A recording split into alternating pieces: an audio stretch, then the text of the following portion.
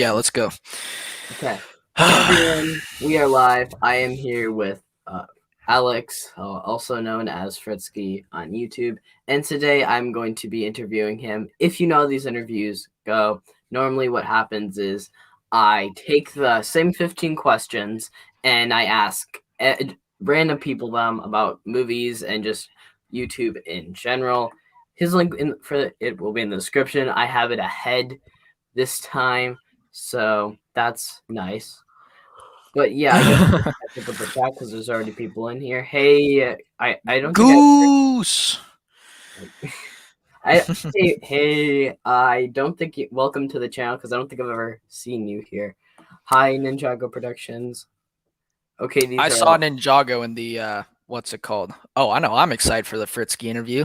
Hell yeah. What's it called? No, yeah, I saw Ninjago for the first time yesterday as well. On that one Q&A you did. Yeah. Hello, Network Hey, 98. hey, Network 98. Dude, what's it called? So, sorry. Oh, Tuff's here. What's up, dude? So yeah, sorry in advance. I know my setup looks like kind of like a shithole right now. No, yeah, I'm not in my room because my room is known to have internet outages. So I came to where the mother the mother base is. So Yeah. Okay. Yeah. Just don't. I don't. I mean, this is basically a PG-13 channel. Just don't go too far with it. You know. oh no, I won't. Hey, NGO Spag. I don't know how to pronounce your name. No. I'm. Sneaking out, He asks me weird. He asks me really weird questions sometimes. Okay, yeah. I guess people know which state I live in now. I suppose. I've heard stuff about it. I don't know why they're making a Nuno movie. And what would they do? You know, like is how could you make a movie out of that? Or it'll just be like the Emoji Movie, probably. But How are they gonna do that? That's a really good question. Is it gonna be like an animation film? I mean, it's Anyways, I think it's gonna suck. They made a movie about emojis. I think we know how that all went, but Yeah. Well, to be fair, they did make a movie about Legos, and I enjoyed that one.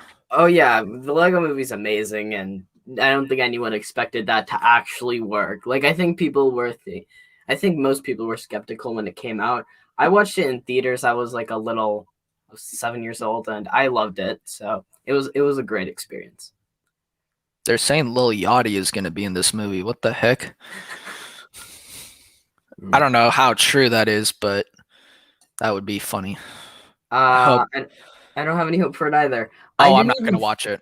I'm not I gonna watch did it. I did not finish Avatar 1. In fact, I walked out of it. Like that I was a little kid and I like normally I would watch a movie all the way through even if I hated it. I couldn't. I couldn't get through it. Little me couldn't get through Avatar. I don't think I could. Like Honestly, I don't see anything good about that movie whatsoever besides the special effects. I don't see. I really don't know what there is to like about that movie, to be the, honest. the special effects aren't even that groundbreaking. Like we're pretty dated now. Like if you back at them now, it's like this isn't as great. Like it's not awful, but they're not as great as they used to be. So Yeah, I agree. Honestly, I just and then like, aren't there like 3 or 4 sequels planned? Like, what the yeah, heck? No one is asking for this. no one, no No no one. one. I don't know one person that says I can't wait for an Avatar sequel. Yeah, I honestly I think very few people. It's really bad. It definitely is. But I think there's been worse product placements. I think Wreck-It Ralph 2 and the Emoji Movie are like on the same level. I think they're I both. didn't see the Emoji Movie. I saw Wreck-It Ralph 2, and it was. I didn't hate it. I just thought it was whatever. It wasn't a film I would watch again though. I mean, I watched it in theaters and I liked it, and then I thought about it, and I'm like, yeah, this movie is kind of garbage. Yeah. No, yeah, Wreck-It Ralph 2 is just the definition of an unnecessary sequel. Because the first Basically, movie isn't bad. The first movie's not that bad to me, but like the second movie is just like it just exists. The Ralph Breaks the Internet is the last movie that I like think about in my spare time. No, I don't. I think it's really bad. I think there's a lot of. I honestly, I've saw like some of, like the scenes with the documentary. Shay Frost made a video about it in a review, and I'm like, okay, maybe this wasn't the creator's fault, but this was Disney's fault, which makes me hate Disney even more because Yeah. they're just greedy studios and they don't seem to care much about the quality of their film. They You know care what's more about funny? what. You know what's funny about Frozen 2? I've never seen an audience of kids get so hyped up for a sequel before because because dude, okay, so when The Force Awakens was coming out, everybody like in the theater whenever a teaser played, like the audience gasped. They are all like, "Oh, Star Wars, awesome." But then like dude, when the Frozen 2 teaser came out and like we see a first glimpse of Elsa, I swear every little kid in the theater, I don't know what movie I was watching, but whatever movie showed a teaser for Frozen 2 that I saw first, everyone is like, "Ah!" And I'm just like I had never heard so many gasps in my entire life. It was so funny.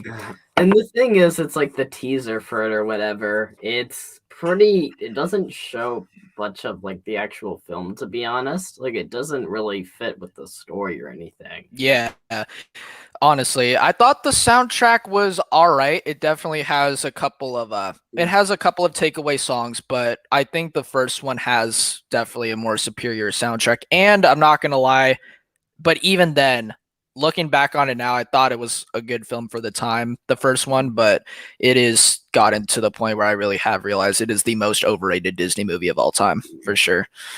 I wouldn't even call it overrated anymore because a lot of people don't really like it anymore. So Yeah, as far as like the film community goes, it was never a very praised movie. yeah, Like it was mostly among kids. little kids, which I don't think I was 6 when it came out, and that movie also came out the year my sister was born. So Mm, I didn't see it in theaters because I was into cars and racetracks because little kids are sexist. But anyways, so my sister didn't see it because I don't know if she was born yet. I don't think. Yeah, she was, but she was like a little baby, so she can't see it. Obviously, what would she get out of it? So yeah.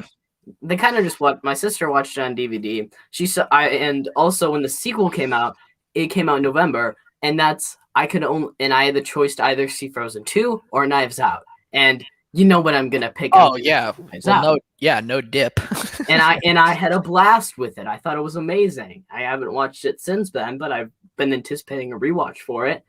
And then eventually my sister, it's like her favorite movie or something. But the thing is, my sister with some stuff has good taste in some movies. I mean, I wouldn't say Yeah. I hate using that term, but like there's some things where it's like um she she's a lot more, I would say, more critical than Mm, yeah. kids her age. I'll just say that. Also another thing while we mention Knives Out, rest in peace, Christopher Plummer.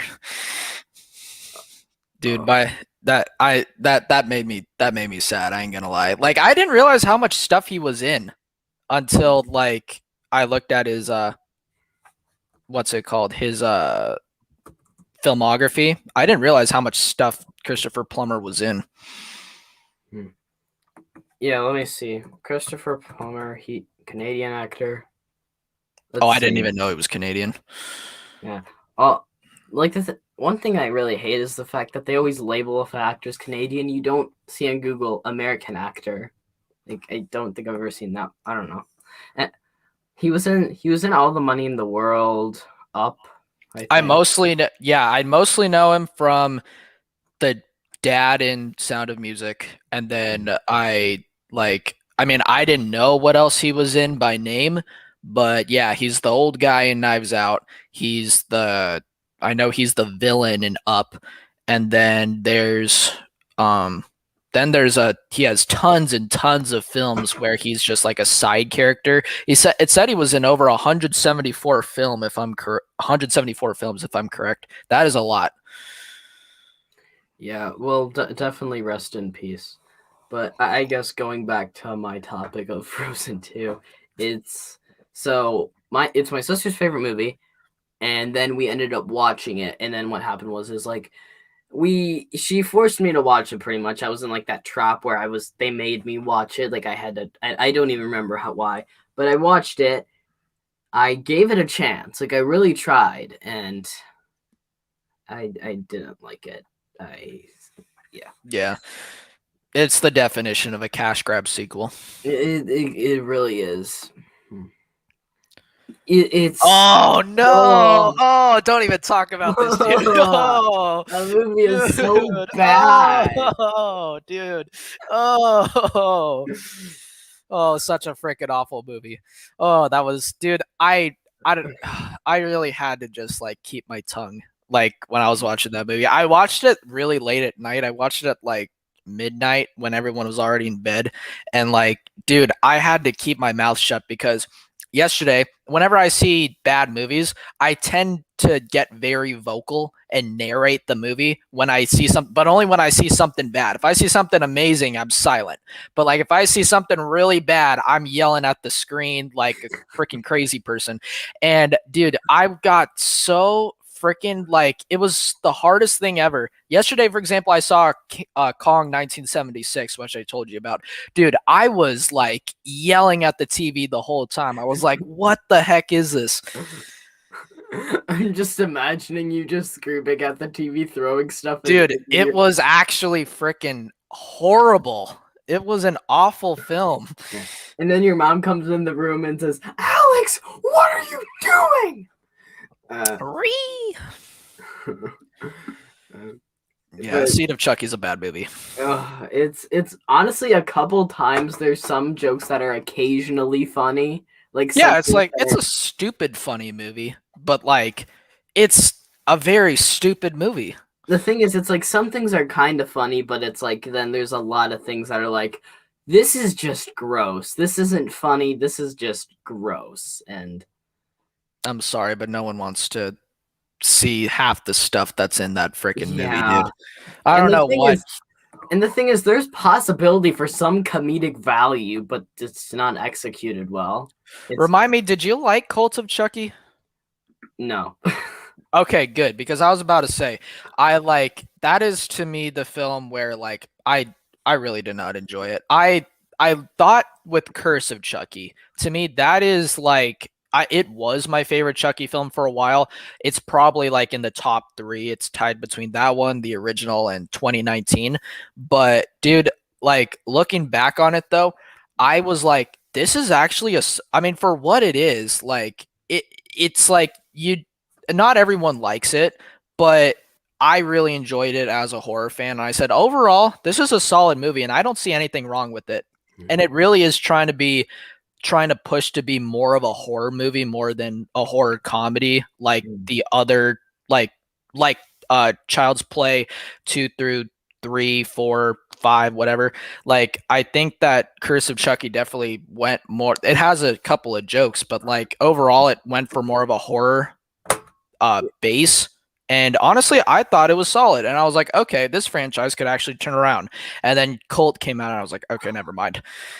I was like, The okay, thing, never mind. the thing is, people always say, "Oh, horror movies are awful. They're always so bad. Why are you saying that this one apparently is good?" But it's like the other ones had a consistent story, even if it wasn't like it's not brilliant or whatever, but it's consistent. Yeah, And then with this movie, they just kind of dropped the ball. And yeah, it honestly, for a lot of people, this would be like My Last Jedi, like yeah, in a way. This is like My Last Jedi for if we're going in that route, yeah. because it wrote Chucky into a corner. It wrote the whole franchise into. Excuse me. Yeah. And then I really did enjoy 2019, but it's not related to the other films. So, Yeah, it's great, and I think I heard Dead Meat say this and say this was Don Mancini's creation. This is what he did. But this isn't the first time this has ever happened with the horror franchise. John Carpenter moved on. He had other people that made other Halloween movies. Uh, yeah, they were crap. but yeah, maybe I mean, I haven't seen them, but I'm just saying is that it's just a fact that he Mm, didn't direct all of the Halloween movies. Wes Craven, if I'm not mistaken, didn't direct the rest of the franchise. I think he just did like the first couple of ones, I think. hmm And another thing about John Carpenter is that him having involvement in the 2018 film made for it being a really good horror movie. I know Tuff's reviews will argue with me until the day I die that like he really didn't enjoy it that much. But I think as a horror fan, I really overall thought it was the best entry to the franchise since who knows how long. It's definitely next to the original film, my favorite. And I think that honestly, having Carpenter having involvement in it changes the way it changes the vibe on all different kinds of levels. And also, excuse me, also I think that when the new film comes out this year, if John Carpenter is saying that it feels like his passion project on steroids, I think that's probably a good sign. So I'm not going to go in with high hopes because, high hopes for a movie, and I'm sure we're going to get into that conversation later, but high hopes for a movie, I have learned that expectations honestly can really break a movie, to be honest. If you go in with expectations and it's not what you thought it was going to be, probably 7 out of 10 times, maybe even 8 out of 10 times, you might be disappointed. It's very rare that it's like that you say, oh, well, it's not what it was going to be or what I thought it was going to be, but I did like it for what it was. Usually, especially when it comes to blockbusters, that's not the case. When it comes to indie films, yeah, more of that. But like when it comes to Star Wars, horror films, all that, like more blockbuster type stuff, if you go in with overly higher hopes, you chances are if it's not what you wanted, you may get disappointed. You know? And that also goes with marketing techniques and how they market everything. Because if they market it in a wrong way, which is going to appeal to a broader fan base, then it's going to be different than if it's something completely different. Because Mm-hmm. sometimes directors don't really normally control what the marketing is, and they just Yeah. and that's why with a lot of animated movies, they're just low budget, appeal to a big family, and yeah. I guess since I'm probably not going to catch up with the chat for a while, I'll just go with the first question. Oh, did we get behind? We are way behind, but Okay. Sorry, guys. what inspired you to start YouTube? So I feel like someone on the past interview has said this before, but there was never a point where it was like, this is what I'm gonna do. It's like that was never really a point in my YouTube career. And like I would say, but what wanted me to do it though is I was very well, I realized how much I couldn't shut up about movies. Like it was to the point where I was like annoying other people around me because like I really did notice it started to come up in every other conversation. Like somehow, some way, we could be talking about the sky is blue, and then I'll be saying like, "Oh, remember Up where they were in the sky?" Like just like I don't know, maybe not that specifically, but just random stuff like that. Like I would just like it really did come up in every other conversation, and I started to notice how much I did it. So that's when I said, you know what? I'm going to make a YouTube channel so that I can vent about movies and my thoughts. And because it really is my passion, and I don't think I would ever want to do YouTube as a career. I still want to continue to do it, and I still want to do it on the side, of course. But I would not want to give up like an education for YouTube. Like I'm not I love doing it, but it's not what I would it's definitely not my calling for sure. I figured out my calling a long time ago, and I don't think it's what I would want to do. I will still do it, but not as a career. But I would say yeah, the fact that I could not like stop talking about it, and like I would like eat, drink, breathe, smell movies like everywhere I went, like, and it just like I don't know, I will not be ashamed to say that I am obsessed. Like I'm not going to pretend that I'm not. Like I definitely have an obsession about film, I but feel like some people just try to act like, "Oh, I'm not addicted. I just really like movies." Like you and me, we can. I mean, I'm more addicted to movies than you are, obviously, because I don't have anything to do. But at least we can both like at least be honest with it. Mm-hmm. Even Yeah. though I know I'm way more addicted to film than you are. Probably. What it's funny you say that because I like my friends, like I have this one kid in my class the other day who said, "So, how many movies do you see a day or a week or whatever?" Or oh, no, in a month, that's what it was because I'm finishing writing my notes of kind of the general gist of what I want to say for my January 2021 ranking of everything I saw during that month. I know it's a little late, but I still want to do it. And oh my gosh, my friends were like, "So what is the average of movies a month you see?" And I was like, "Well, it's anywhere from like a minimum of 20. I think the most I've seen was 40 something." And they were like, "What?" And I was like, "Okay, like you that may sound like a shock to you, but to everyone like in all my Discord servers, that's not a shock to them at all, to Yeah, be that's honest." average for most actual diehard fans of film. That is normally pretty average and not that shocking. Yeah, exactly. I was like, yeah. And the second I said that, they were like, "You mean you see one a day? You see like three a day?" I said, "Yeah, there was one time I saw five. Maybe I've seen more than that at some point. I don't know. I can't recall, but I know for a fact there was a day I saw five." Excuse me. Okay, let's see. Yeah. I mean, going back to Avatar, yeah, you're right. James Cameron is better than this. Okay, Fritski, here's a question directed to you. I haven't seen the baby, but maybe you have. Is that a movie? Because I know if is he talking about the rapper or is that a movie? If it's a movie, I don't know what the heck the baby Oh, I is, thought it but was a film. No, it's a rapper. I oh, looked. okay, the rapper the baby. I like a few songs by him, but overall, I think he's gotten very overrated in my opinion. But that's just me. I mean, I don't know very much about rap, so I don't listen to. I haven't been catching up with music that much lately because it's like I don't know. Music just takes up a lot of time to find like new songs and up and coming artists, and I don't know why, but I really like finding underrated and up and coming musicians and filmmakers and like new artists, whatever their art may be, whether it be music or film. I like finding people that others may have not heard of, and I like introducing people to stuff. So like honestly, that's how it was with for example, I know I used to actually I know this is going to be the most cringiest thing I've ever said, but Megan the Stallion, I actually thought her stuff was fire for a while, and I liked her when she was up and coming.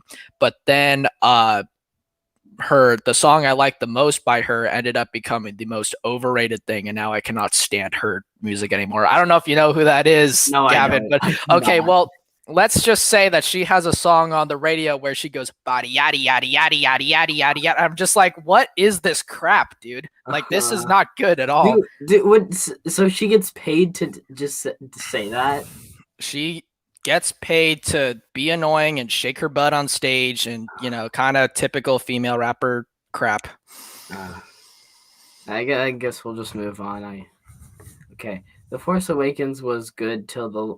Agreed. I know Gavin's not gonna like that, but I agree. I mean, it's your opinion. I don't agree with it at all. But that when I do my Star Wars ranking, and I rewatch it, you will hate me. But Ninjago, I agree with you because Episode 8 is my least favorite Star Wars film. Gavin, do you like Man of Steel or Batman v Superman? I really think Man of Steel is great, insanely flawed, but great. I think the release for Batman v Superman is bad. It's maybe not the pretty bad, awful, and I think the theatrical cut is solid. I mean not the theatrical cut, the extended cut. I think that's good. It adds some nice things. It's flawed, obviously. It's a mess, but there's things that it adds that makes some things more developed.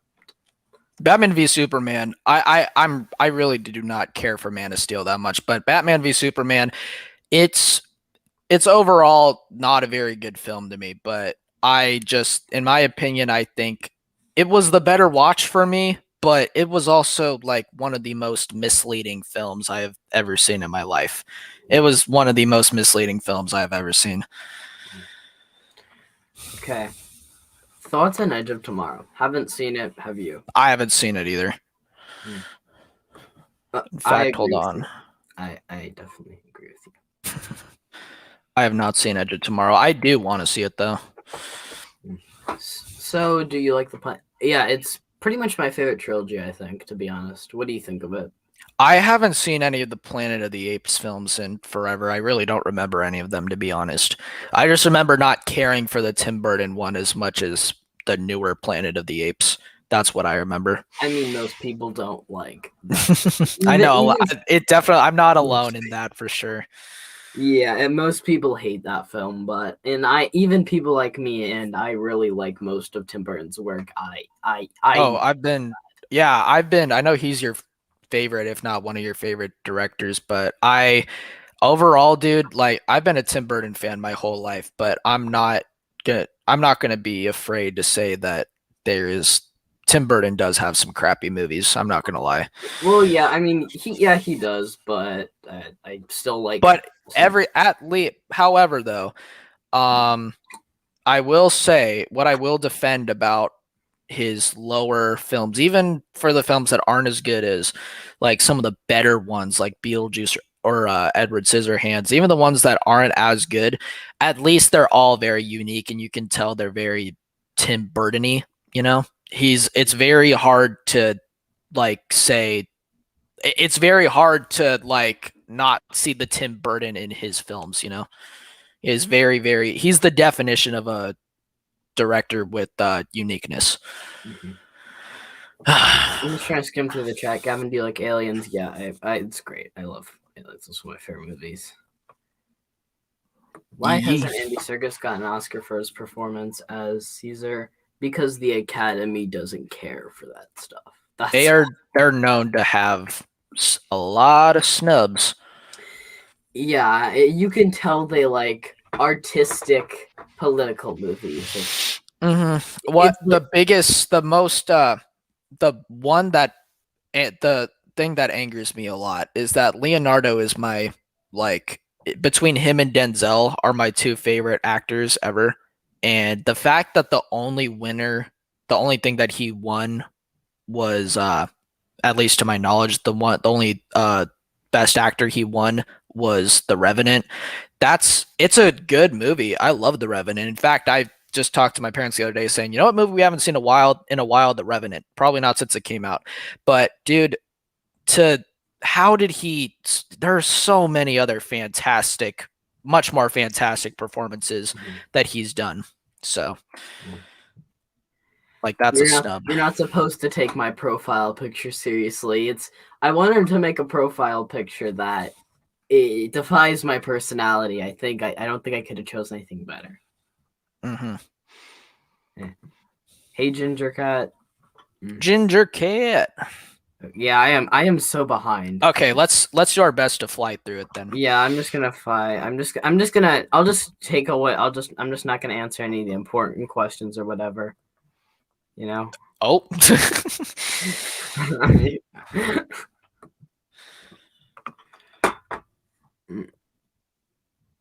Okay. That doesn't yeah, that's exactly. Okay, yeah, if he said that, he probably said that when I said what I said about talking to my friends about film, so we're probably really freaking behind. Yeah. Man of Steel and Batman v Superman were growing on me, and now I'm starting to dislike them more again. Oh, That's happened to me before with movies. hmm. No, I hate SpongeBob. I hate What?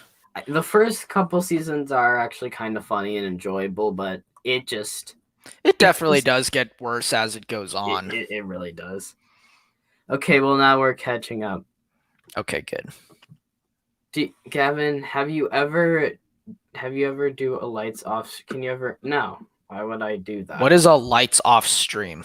Like where you just don't show your face? Where I turn my lights off and it's just black. What's the point of that? I don't know. My rating for the SpongeBob movie. Haven't seen it in a while, but I remember it being fun. I guess it was fine. I really do. The first film is childhood nostalgia on all levels, and I love it. Favorite animated show. My favorite animated show. I honestly don't know. I don't really watch many animated shows. I watched a ton of garbage ones as a kid that were just like Nickelodeon disgusting pieces of just crap. Yeah. Just If we're really. talking about period, South Park. If we're talking about Mm. children's animation, then Courage the Cowardly Dog. I don't. I mean, honestly, I don't really. I'm not really interested in a lot of the animated shows because, if I'm being honest, a lot of them look the same. Like, Mm-hmm. I don't.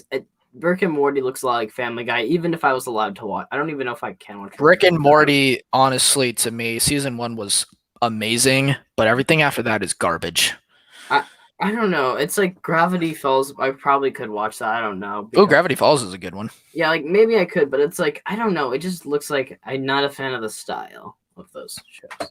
You should give it a chance. That is a good show. Yeah, but I don't know. Like the character designs. You can get past it. Trust me. I if you know me, you know that I take character designs very seriously. Do you? I don't know. I wouldn't be able to answer that. If okay, I honestly no, I've never noticed that, but like I will say though, there I don't want to get too like opinionated, but like holy cow, I feel like and I'm not saying anything against you NGU, but like in general, people like look into stuff and like analyze stuff very, very overly done. I don't. That's And just my opinion, though. the thing is, there's always gonna be racist jokes out there, and if they don't work for you, that's perfectly fine. But if there's a racist joke in there, that doesn't instantly mean the people that write the cartoons are racist. They're just trying to make Exactly. money. But if it's like they're Yeah, I actually mean, the actually writer of racist, Family Guy is like Family Guy is known for no shortage of racist jokes, but like the guy is the most like farthest thing from racist there is. mm. Yeah, I don't want to get into this because I know for a lot of people this isn't fun to watch. So I'll just go into the Yeah. next question. I'll keep it right there, and then I'll. What was the Favorite first local film you TV remember show? seeing? What was the what I first remember seeing? The first film you remember seeing? The first film. Okay, well, wait, is the first film I've ever seen down the line, or we is this just I remember? First film you remember seeing? The Like, first film I remember seeing. Okay. Uh, trying to remember. I think I think the original Shrek is the first film I remember seeing, but like I know the first film I ever saw was SWAT. That was the first film, which I told you before in Dominic's live stream. oh yeah, you told me this That before. was, yeah, I saw SWAT the year it came out. I was not even a year old yet, and I was in the theater. SWAT. Like out of all the films you could have watched this year, you could have watched Return of the King or something. You just Well, my dad is a cop trainer, so I mean, there's no shortage of cop movies in our house. okay. Well, tough ask this. How does StreamYard work, and how do you get it? I use a computer, and I know you use your phone for a lot of things, so I'm not fully sure. Like if I don't know what phone you have or whatever, but for on a laptop, how I use it is basically essentially I just Google StreamYard. I kind of sign in with Google, and maybe you'd have to create a username or password, and then to invite somebody, you just click the invite button, you click copy to clipboard, and then you just invite it. It's that simple. It's really not that hard to get used to at all. There's some features and they're easy to learn. So. Okay. Well, Wizarding World or Middle Earth and DC movies versus Marvel movies. Okay, I had to read that again because I was like, that's a lot in one sentence. I would go Wizarding World and Marvel. That's what I say. Yeah. Well, of course, I'm not trying to be controversial here, but I haven't seen. I don't think I'm fair to judge Wizarding World versus Middle Earth because I haven't seen the Hobbit movies yet. I've only seen Lord of the Rings, and that's 3 movies versus 8 films. So I haven't seen the Fantastic Beasts movies, DC movies versus Marvel movies. I know most people would disagree with me on this, but I think DC's better. I think their highs are higher, even if they have some garbage films, and I think their bad ones bad, but I'd rewatch them again. I find some of them really enjoyable. Captain Marvel, I hate. I don't Oh, find it enjoyable yeah. at all.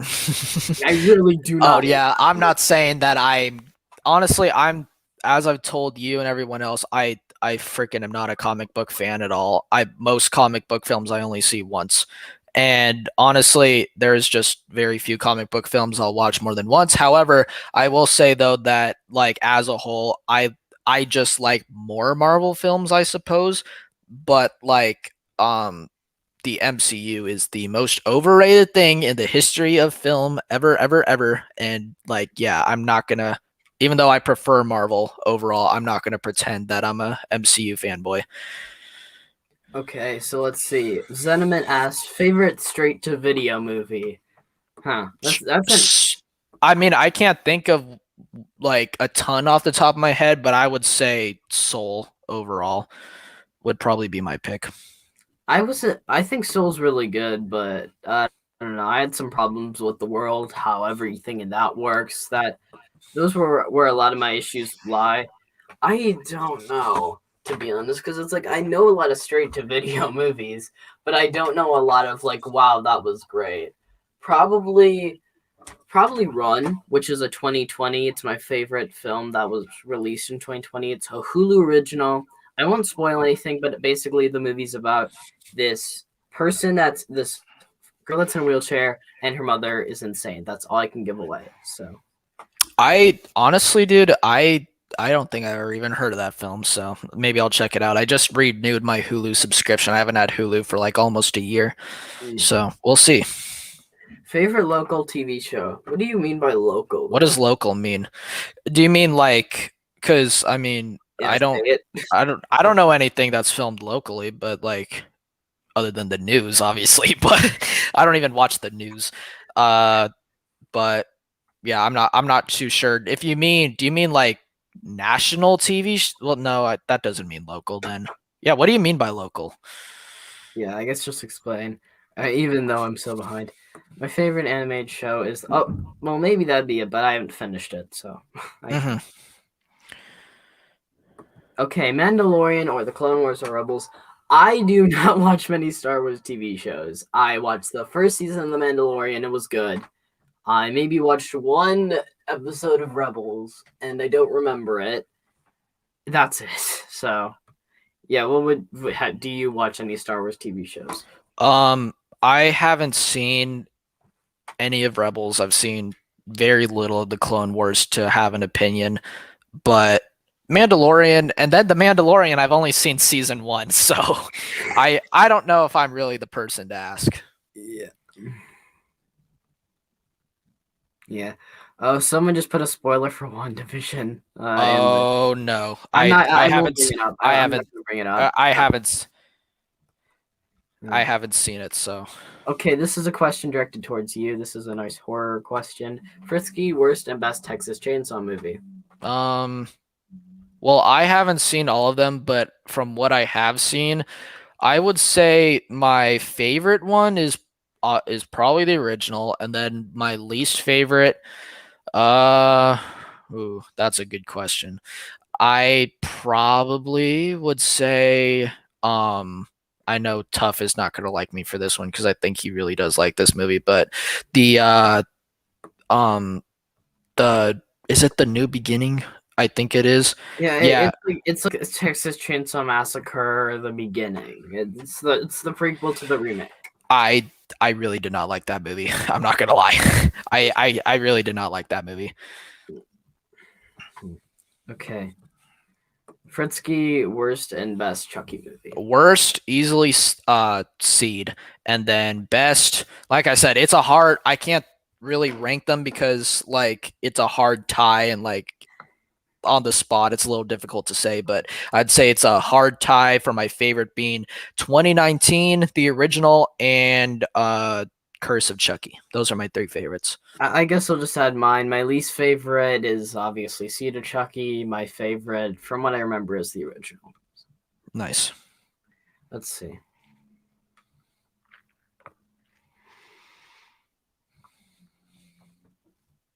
Gavin, do it top 10 most disappointing films. I want to do something like that because there's so many movies that have disappointed me, and there's some on there I don't think people would be happy about. I won't mention what they are, but if you know me at all, you know what I'm saying.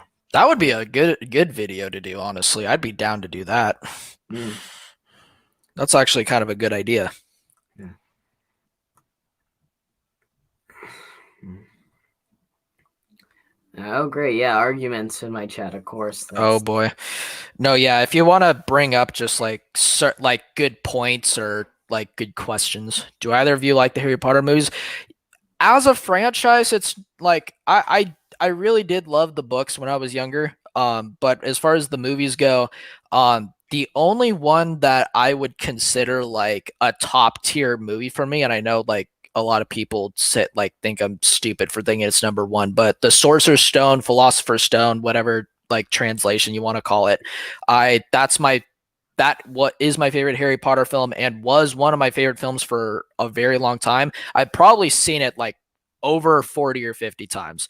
But honestly, yeah, that's my favorite one. But as a franchise, yeah, it's a solid franchise overall though for film. I really love the Harry Potter franchise. I haven't read the books yet. Eventually, I'll get to that. But I wouldn't say my favorite one, but I'm planning a video for that. So. Okay. Yeah, Fantastic Beasts in my opinion though sucked. I hated that movie. Hey, What one up? Gavin, I think Brian Robbins is a bad director, but do you at least like? I don't know who Brian Robbins Who is. is Brian Robbins? I don't know who Maybe that I've seen is. because there's a lot of people that it's like, President oh, of he's Nickelodeon. president of Nickelodeon. Um, I liked 1,000 Words. Uh, let's I thought see. that was a okay movie. Okay, let's see. Brian Robbins movies. Am I talking about the right guy? The one that's like the producer. He made Good Burger. I haven't seen any of his films. So. Yeah, I saw 1,000 Words. I thought that was a solid film. Movie you're most hyped for? Well, I mean, I would say Saint Maud, but my parents are very religious, so that's not happening. But Yeah, I uh, just did a review on that one. yeah.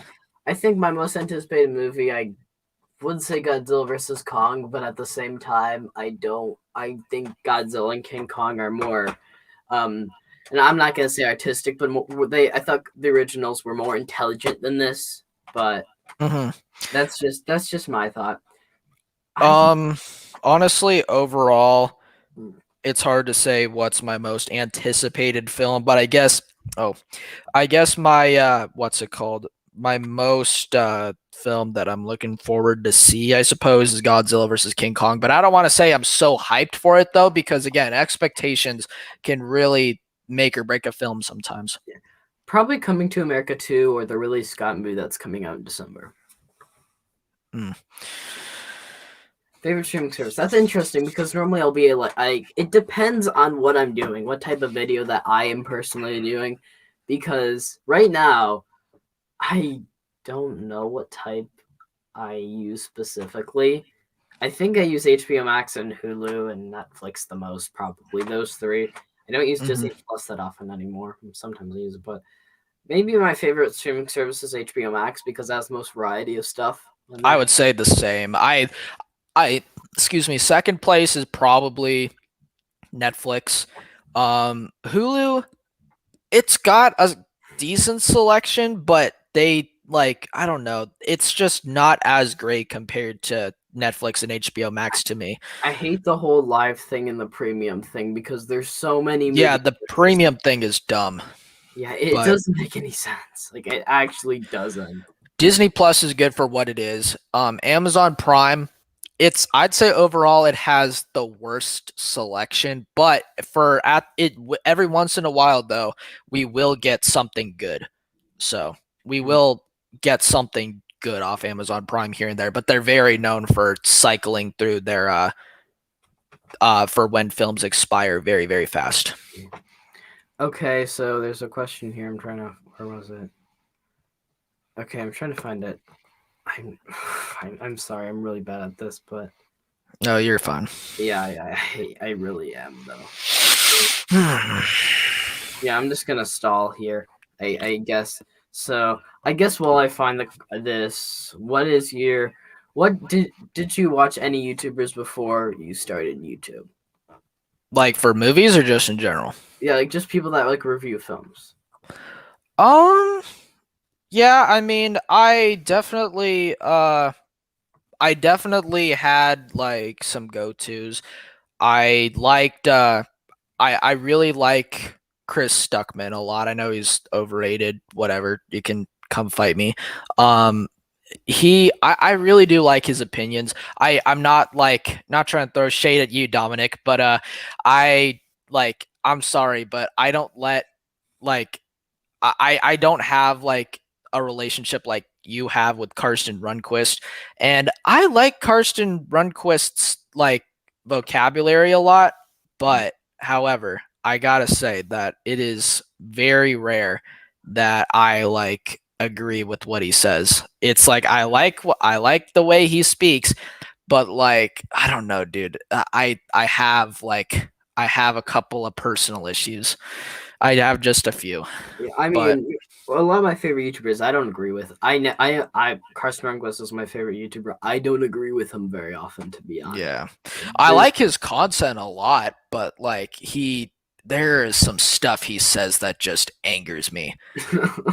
There is some stuff I'm not going to get into it because one day someone is actually going to approach me about that and like say, "What do you mean by that?" And like, dude, it's a whole thing. I have a rant about Carson Runquist, but good, good, anyway, good fellow let's number 17 or whatever it was. but anyway, I know I got a little off topic. Yeah, it was mostly I watched Sean Chandler here and there. It was mostly Chris Stuckman if I was looking for um a movie reviewer just because like he reviews a lot of stuff. And so he like I don't at least I mean it's happened a couple times, but it's not very often I find a film that he hasn't reviewed. There's only been like a few times that's happened, but he has a review for a lot of stuff. So that's I like how he tells you his opinion, but he also tells you like everything that the film did right. Although he doesn't like it, he will give credit to film. And I think I like when like YouTubers and movie critics in general appreciate even when they don't like it. But Mhm. Okay, yeah, I found the question. One question. I have a question who doesn't like anime.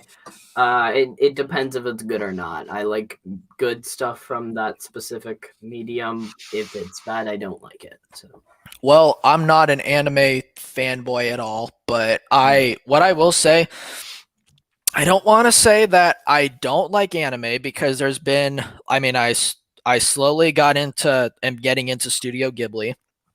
Um so if we're talking about film, yeah, I there is a watch list I have of anime films. But as far as shows go, I really like I have a very limited what's it called? A very limited taste. liking for anime shows, and I Mm, just I'm not gonna watch an anime because I hate how people call anime like it's a genre. You know what I mean? Like because there's so many subgenres within anime. exactly. So There's horror movies all the way to um fantasy.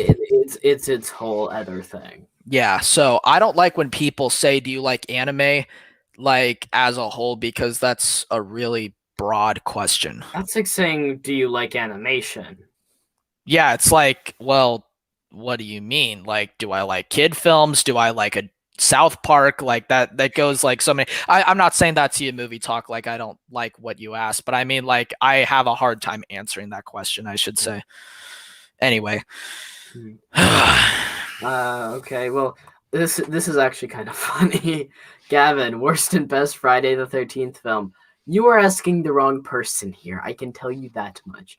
But Fritsky, do you have anything to say about it? Oh, people are not going to like what I have to say about this. People are not going to like what I have to say about this. I think the best one, and people are going to freaking show up outside my house trying to throw rocks in my windows, I know it. is my favorite film is the 2009 remake. I Mm. don't know why I love it so much, but it's an overall really solid film. It's a combination of basically the first four films all mashed into one. It has what's it called? Like It has really good kills, and overall, I have to say, like the Jason in that film is the scariest Jason. He is the last Jason actor you would want like hauling at you like full force, full speed. He would be the most intimidating slash scary Jason to me. And my least favorite, I hate to say it, guys, but it's part four, the final chapter. I don't understand why people love it so much. The kills are good. Yeah, cool. But as a film, the acting is horrendous. And I get it. It's like the time period it was in. It's cheesy. Like, and it was again that time period, and it's a low budget film, so I can't really like say much, but like it was actually like hard to get through. Like I hated it. Anyway, but Yeah, I haven't seen any of them, and if you know anything about the restrictions I have, you know it won't be for a while. mhm. Okay, I guess we'll.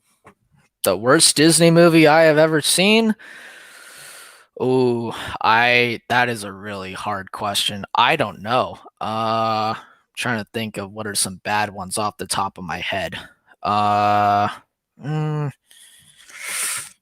I don't know what I would say is the worst Disney movie, but my least favorite, even though Pixar is technically like its own thing, if we're talking about like what I can think of Disney related off the top of my head, I know it's a hot take, but Bug's Life is my least favorite Pixar film. I mean, most people find it forgettable. Yeah. All right, what else we got? Okay, let's see. I'm just trying to skip all the ones that aren't. I'm just trying to skip the ones that like aren't questions. Gavin, worst and best Halloween movie. You were asking the wrong person once again. Congrats. Here's your award. Okay, I would say the original's my favorite and the best, and the worst is, I mean, there's a couple I haven't seen, but my least favorite is the Halloween 2 sequel by Rob Zombie. I think that is an absolutely atrocious film. Okay. Let's see. So, who's your? Okay, so I guess I'll ask this. I know what your favorite movie is. I think I'm pretty sure if it changed or not, but Mhm. I think I know what it is. But just tell everyone that doesn't know what is your favorite movie and why. Well, it's a hard tie between Pulp Fiction and The Nightmare Before Christmas. Are like it's a very hard tie, but overall, I would say Pulp Fiction maybe by a hair.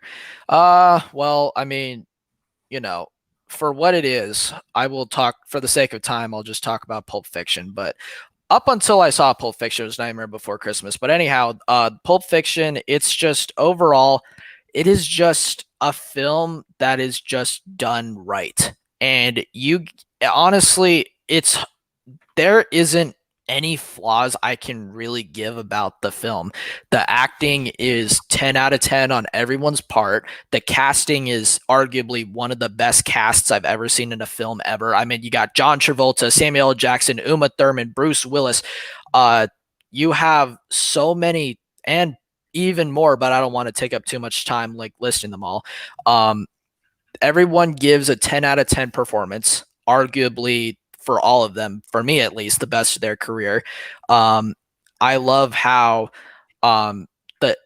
it's almost 3 hours long, but it at the same time feels like only 90 minutes because Tarantino in this film proves that a film can be good just by dialogue because spoiler like not plot spoiler but like kind of like I actually it's not really a spoiler I suppose, but for anyone who hasn't heard about the dialogue of this film, it is easily the best written dialogue I've ever seen in a movie because it feels like it's only 90 minutes. There isn't a lot that happens in Pulp Fiction, but it's one of those movies that uses like very like it you can't really say that a lot of crazy like action happens in the movie, like at least not all the way through. There's like some climatic parts, yeah, but like it's not like, I don't know, it's not like Star Wars where it's crazy actiony. And like overall, it just has like, it relies mostly on dialogue, and people might get turned off by that and say that sounds like it'll be boring. But it is the farthest thing from boring, because their conversations are very engaging and it almost feels like you're there with them. And like overall, Tarantino proves that a film can be good just by dialogue, and he proves how important a well-written script is. He really does prove that. It makes the film, like I said, feel like only 90 minutes with an almost 3 hour long runtime. And so I just think that way of filmmaking is really, really freaking good. Like, or amazing, I should say.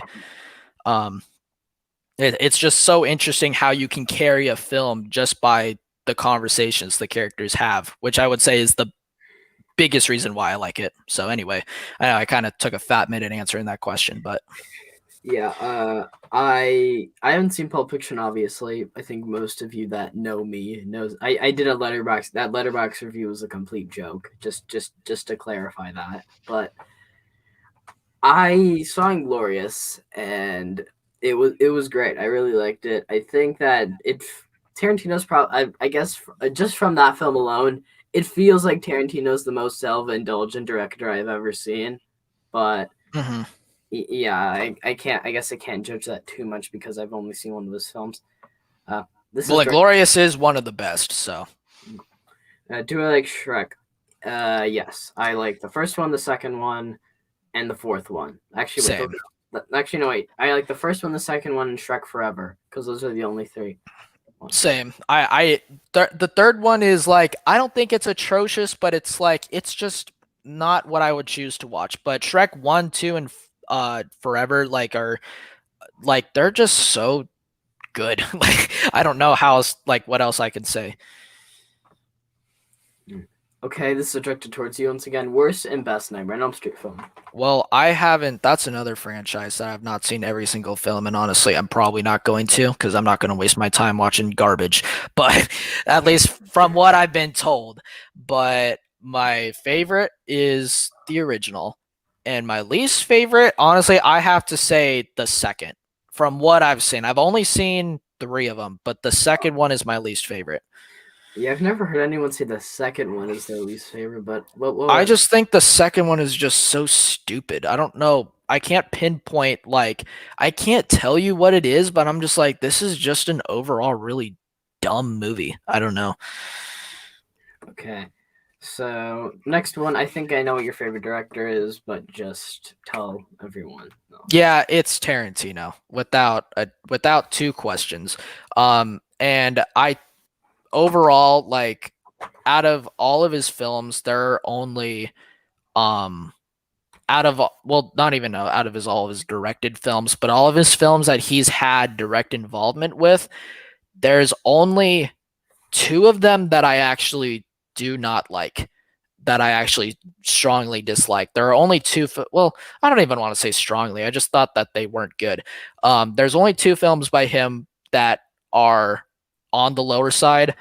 There is another two films where I'm like, okay, it's all right, but everything after those four, I think, are at least a B plus or higher. And he, like, overall is just so consistent, and like what he, even the films that I don't like, I still give credit for, because what he was going for was done well. It just, I did not like it, but Okay. I don't have anything to say about that. Favorite actor. favorite actor, it's a hard tie between Leonardo and Denzel.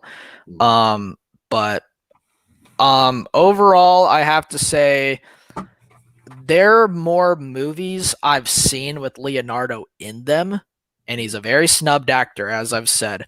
But I think that Denzel, there's just something about him. Like, he's just, you can tell both in interviews and like in real life stuff and in movies, he just has this demeanor about him where you can tell he's not like a stupid guy. Like he's a very well-spoken person. You can tell he's very intelligent. He's very wise.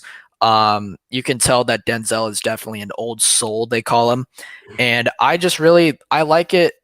I just like seeing people who are like where they don't really seem to let the money that the film industry pays them get to their head, because I'm sure, as many of you know, from like, when it comes to other filmmakers or athletes or like other people who are paid millions and millions of dollars, the money does change a lot of them and they kind of turn into jerks.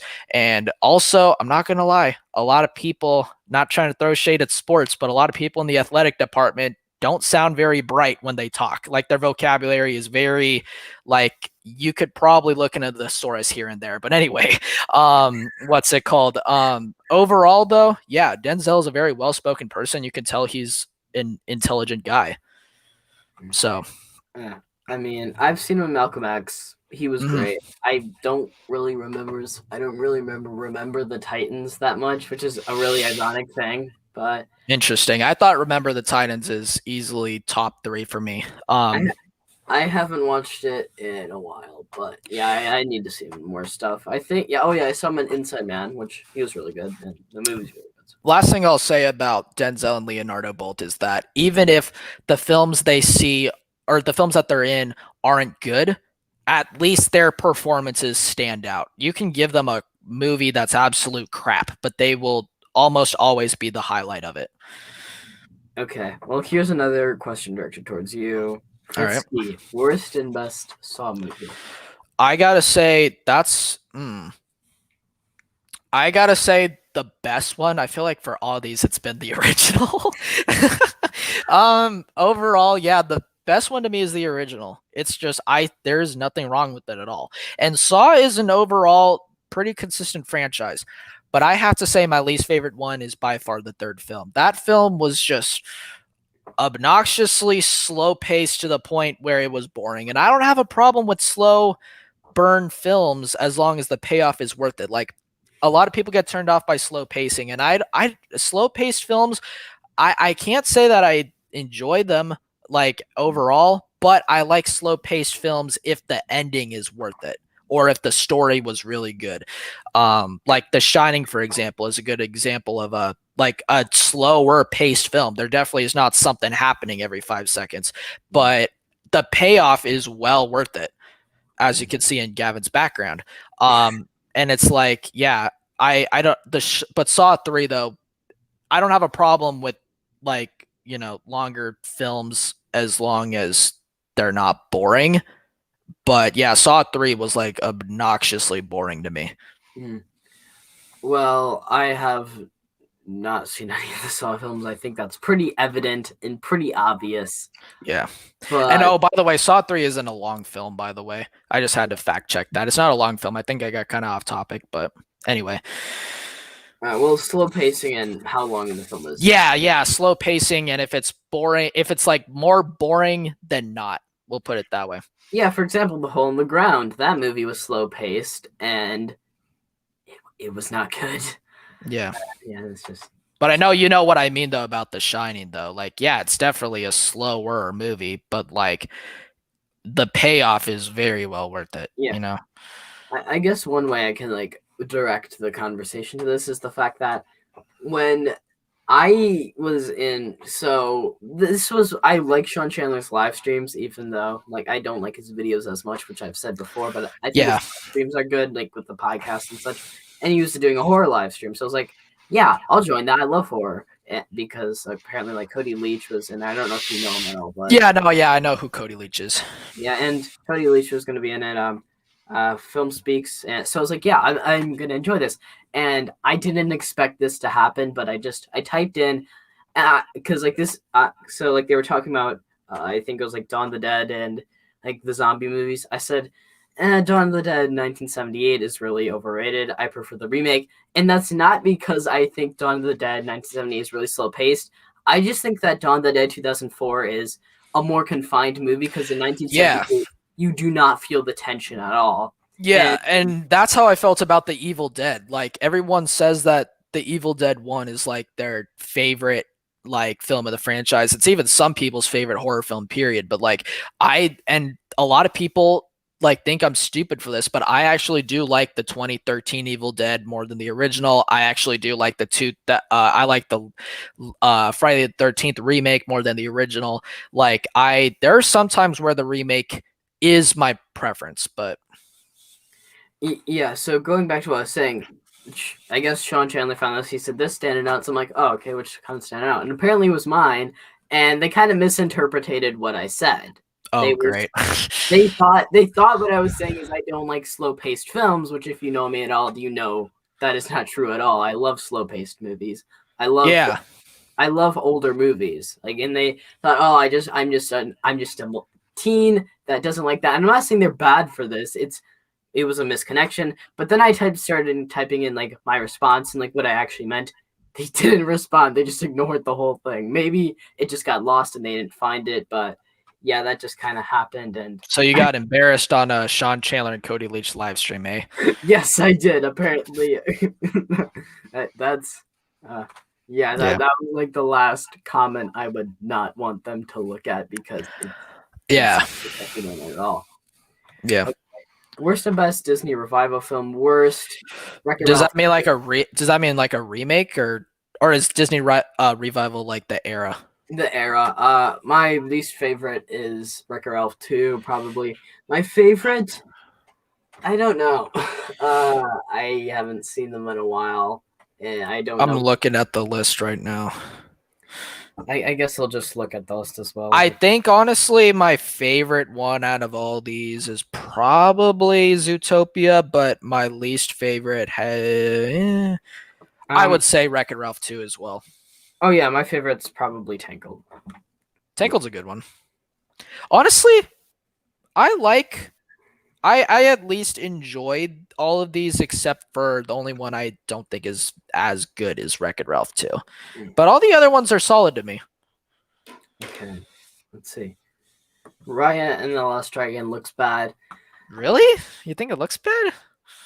I think it looks. I will say there's interesting things they're doing with it. It looks like Disney's taking a new route, but at the same time, you can see the mediocre kid stuff that's in.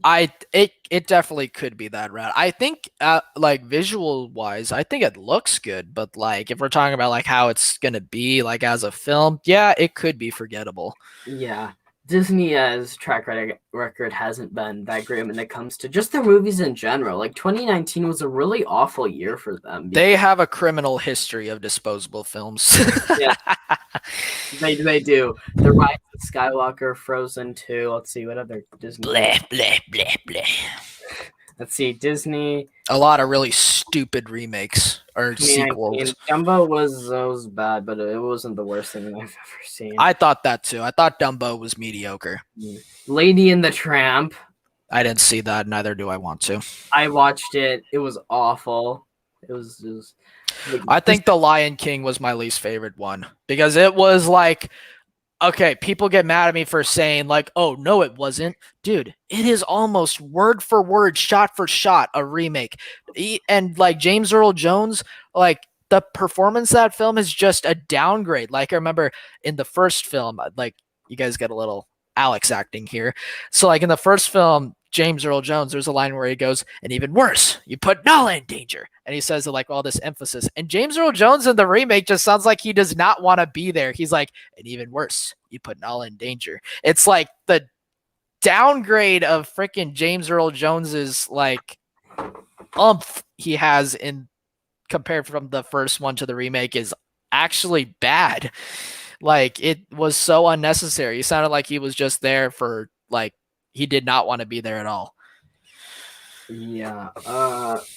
I haven't seen really the remakes because it looked like student films, but yeah. Okay. So what else we got? You worst and best Disney horror remake. The worst horror remake I've ever seen. Shoot. That's a good question. I gotta say, I would say technically it is a remake. I would say It Chapter 2 is my least favorite horror remake. And my favorite horror remake, that's another good question. I gotta say, probably the one I enjoyed the most was I would say Evil Dead 2013 was my favorite remake. Mm. Yeah, I guess I could actually add to the conversation a lot when it comes to that sort of aspect. My least favorite is probably I actually agree with you at chapter two. It's just That was a everything. really stupid movie. It's probably my least favorite horror film if I'm being honest, because everything that was like, I mean, I'm not gonna say everything that was great in the book, but it's like there's a lot of great things in the book that they didn't put in the film. Of course, there's some things that should left not be in a movie, but Yeah, there's some great things that are in the book, like some great elements that they just didn't add in the movie, and then they yeah. add all this garbage that in the film. Agreed. Like, what the heck? Freaking at the end, the boss battle with it looking like a little shrunken balloon, like that was the most cringiest and stupidest thing I think I've ever seen. Me and my Yeah, friend saw it together. We were laughing out loud in the theater of how freaking dumb he looked. yeah, Dude, like it was bad. the thing is, it's like, oh, there. I'm not gonna say the book's perfect. There's definitely some crap in there, but they left the garbage and they just put it in there instead of putting Yeah. some of the actual good stuff that was in there. So it was, Also, it's not like okay, I didn't find the first film scary at all, but if we're talking about like which film overall is the scarier subjectively, obviously the like to me I think that the first film had like more tension than the second film. I thought like the second film was the farthest thing from scary I've ever seen. It was more funny than scary to be honest, and not in a way that they were trying to be funny either. That's what's sad. yeah. And I guess my favorite would probably be The Fly, generic pick, but actually no, my favorite horror remake would be The Thing, the 1982 movie. I I haven't absolutely, seen the remake of The Fly, but yeah, it's the 19. It's great, but anyway, going back to like what I was saying, it's like The Thing. It's like it's my second favorite horror film. Actually, wait. Technically, Dr. Jekyll and Mr. Hyde is a remake, so yeah. yeah. Mm. Let's see. Okay, so here's another question. Fritski. Oh, wait, actually, those. Yeah. What's Okay.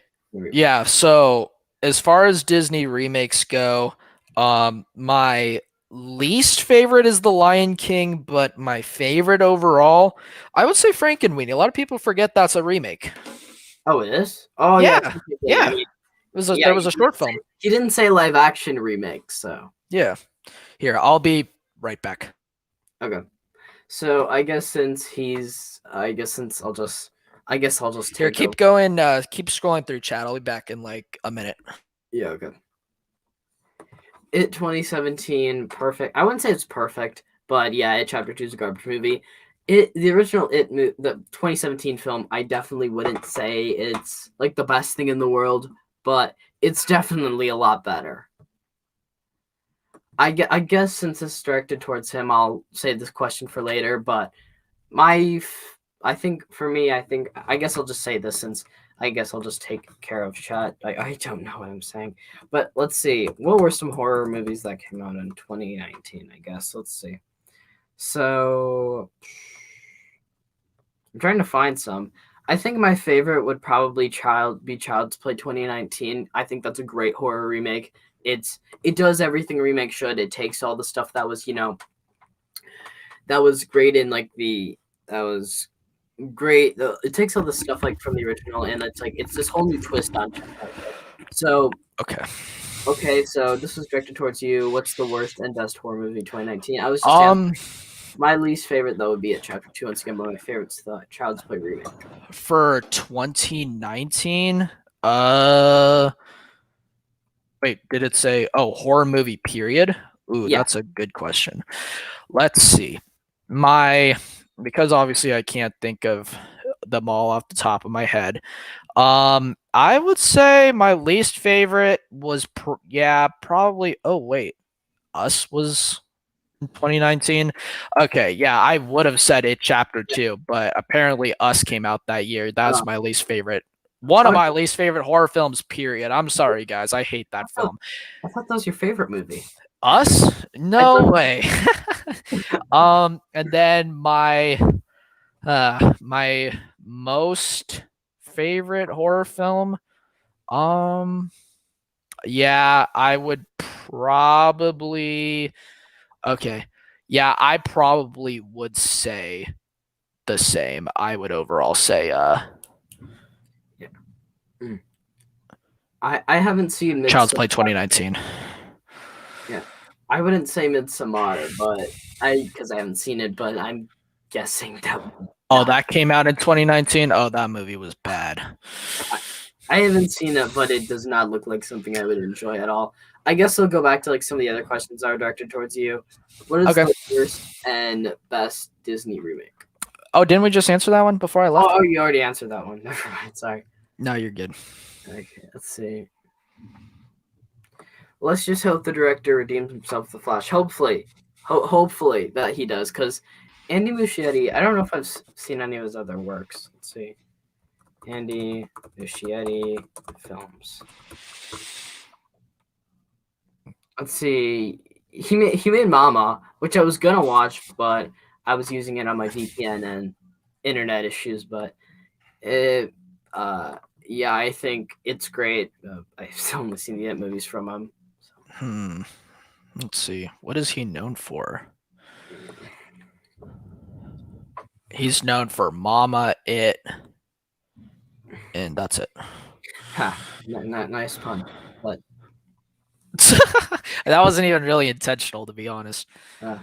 is there like a delay with what I'm saying at all, or no? No, there's not. Okay. Which films of 2020 do you think have a shot at Best Picture? Even if you don't care as much the Oscars, I'd like to hear your thoughts. I personally think No Man Land and Chicago 7. I mean, the one I want to win is probably Run 2020. That's what I'd want to win. But the one that I think is most likely to win, I haven't seen Chicago 7, but I'd say that has a good chance, to be honest, or Mank. Yeah, I would say those two films I'm gonna be shocked if they don't get nominated. Yeah, Um, at the bare minimum. but what's it called? I definitely would say that Nomadland has a very high chance. I haven't seen it because we live in the US and that film has like distribution crap. Like we haven't been able to watch it, at least not the general audience. If you went to a film festival, I know that film festivals showed it or attended a film festival, I should say, or private or a screening, I should say. Screenings have shown it, but for your average American citizen, a lot of us have not seen Nomadland, and I'm getting kind of pissed off that this film has so much praise, and it's almost like saying like, "Oh, this is the best movie ever," but you're not allowed to go. It's like, dude, like, what is this intimidation crap? It's dumb. I tried finishing it because I'm a big Peter Pan fanatic. I could not get through it. I hated it so much. It was so boring. Uh-oh. We got The some heat in the booth. the facts were disgusting. I couldn't finish it. I have not seen the 2003 Peter Pan. Sounds like I'm not missing out.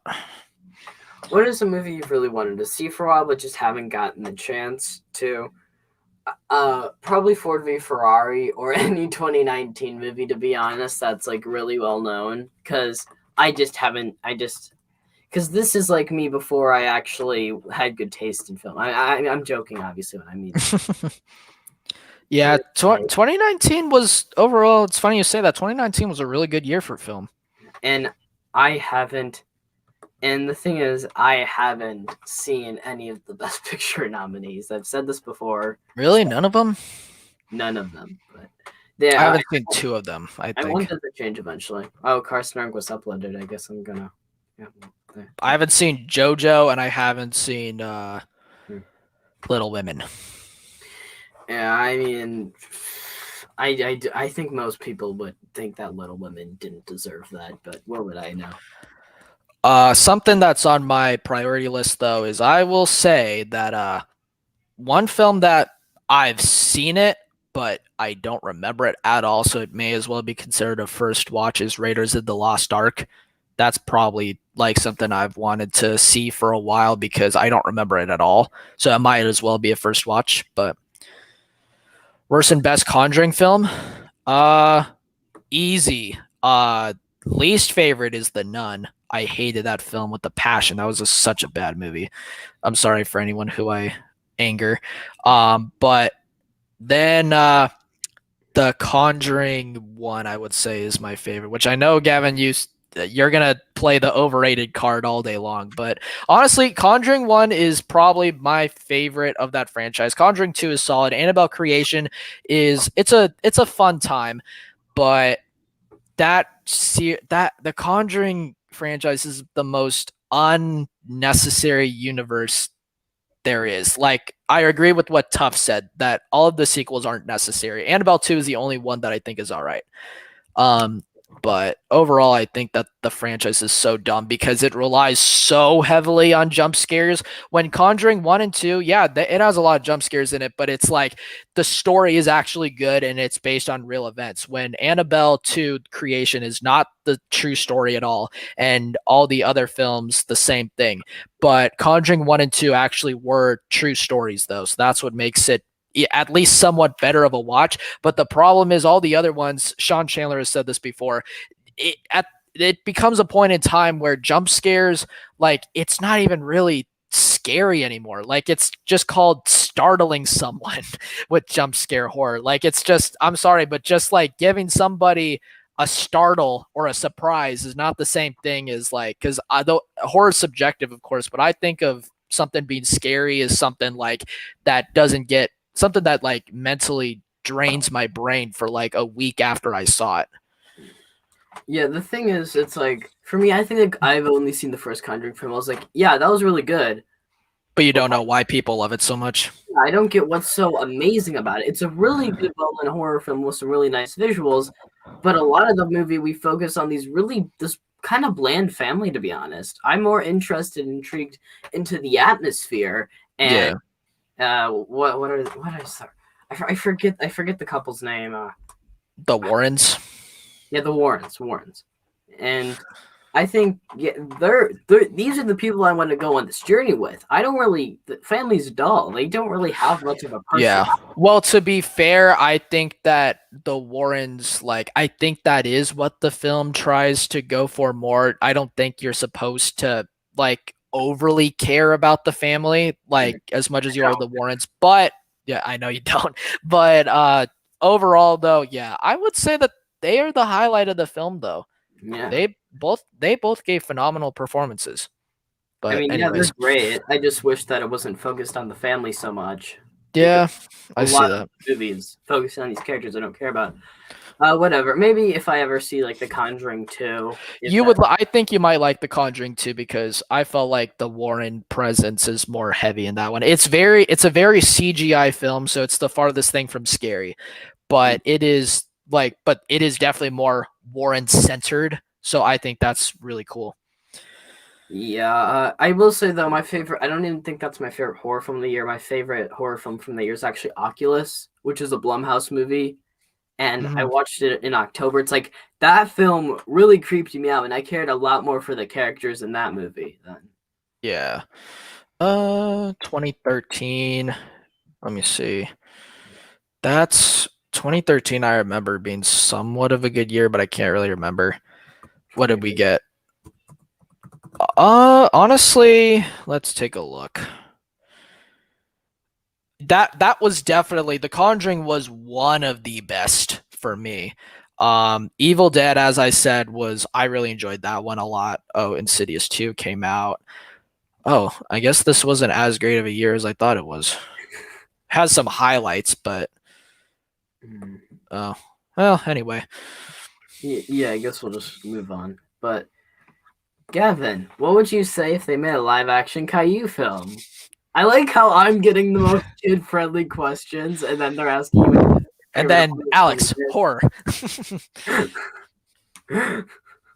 And I wouldn't watch that I because I'm probably not a wouldn't watch 5-year-old. that. That just sounds dumb. I watch a lot of things, but that is something I think I would probably not do. What? Most annoying animated character. Ooh, that is. Who's a really annoying animated character? Uh, That's a really good Russell? question. Yes.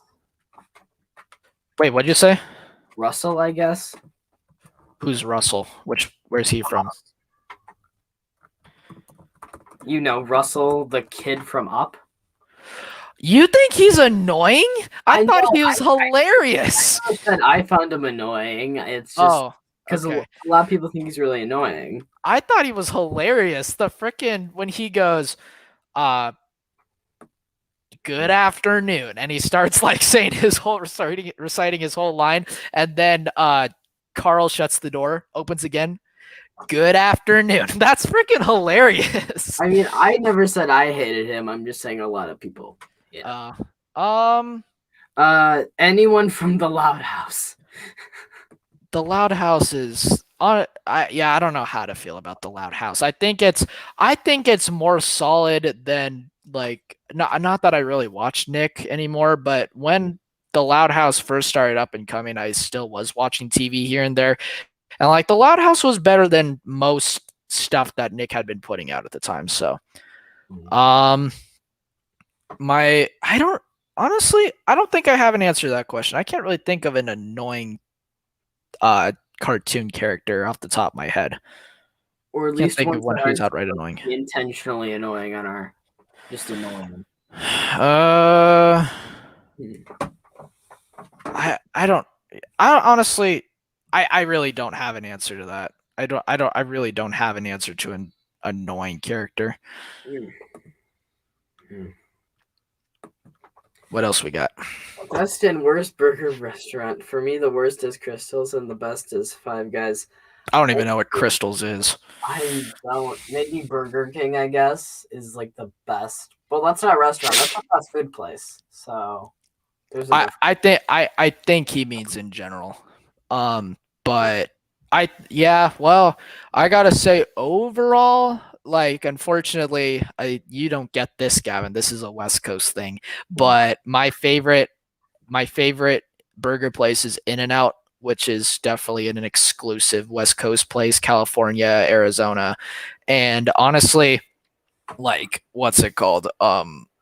My least favorite though, honestly, I have to say as a whole, I'm sorry, but I Burger King is just has a bad stigma with me now because like ever since, and I'm sure this has happened at other fast food places too. Like McDonald's has much like so many bad stories, but like honestly, Burger King, there was this one video that just turned me off for life, and it's this video of these giant rats that got inside the packages of the buns, and but the bag was completely sealed. It didn't eat its way in. Someone somehow did not notice that multiple giant rats got into the bun bags. And it's like, how do you not see that?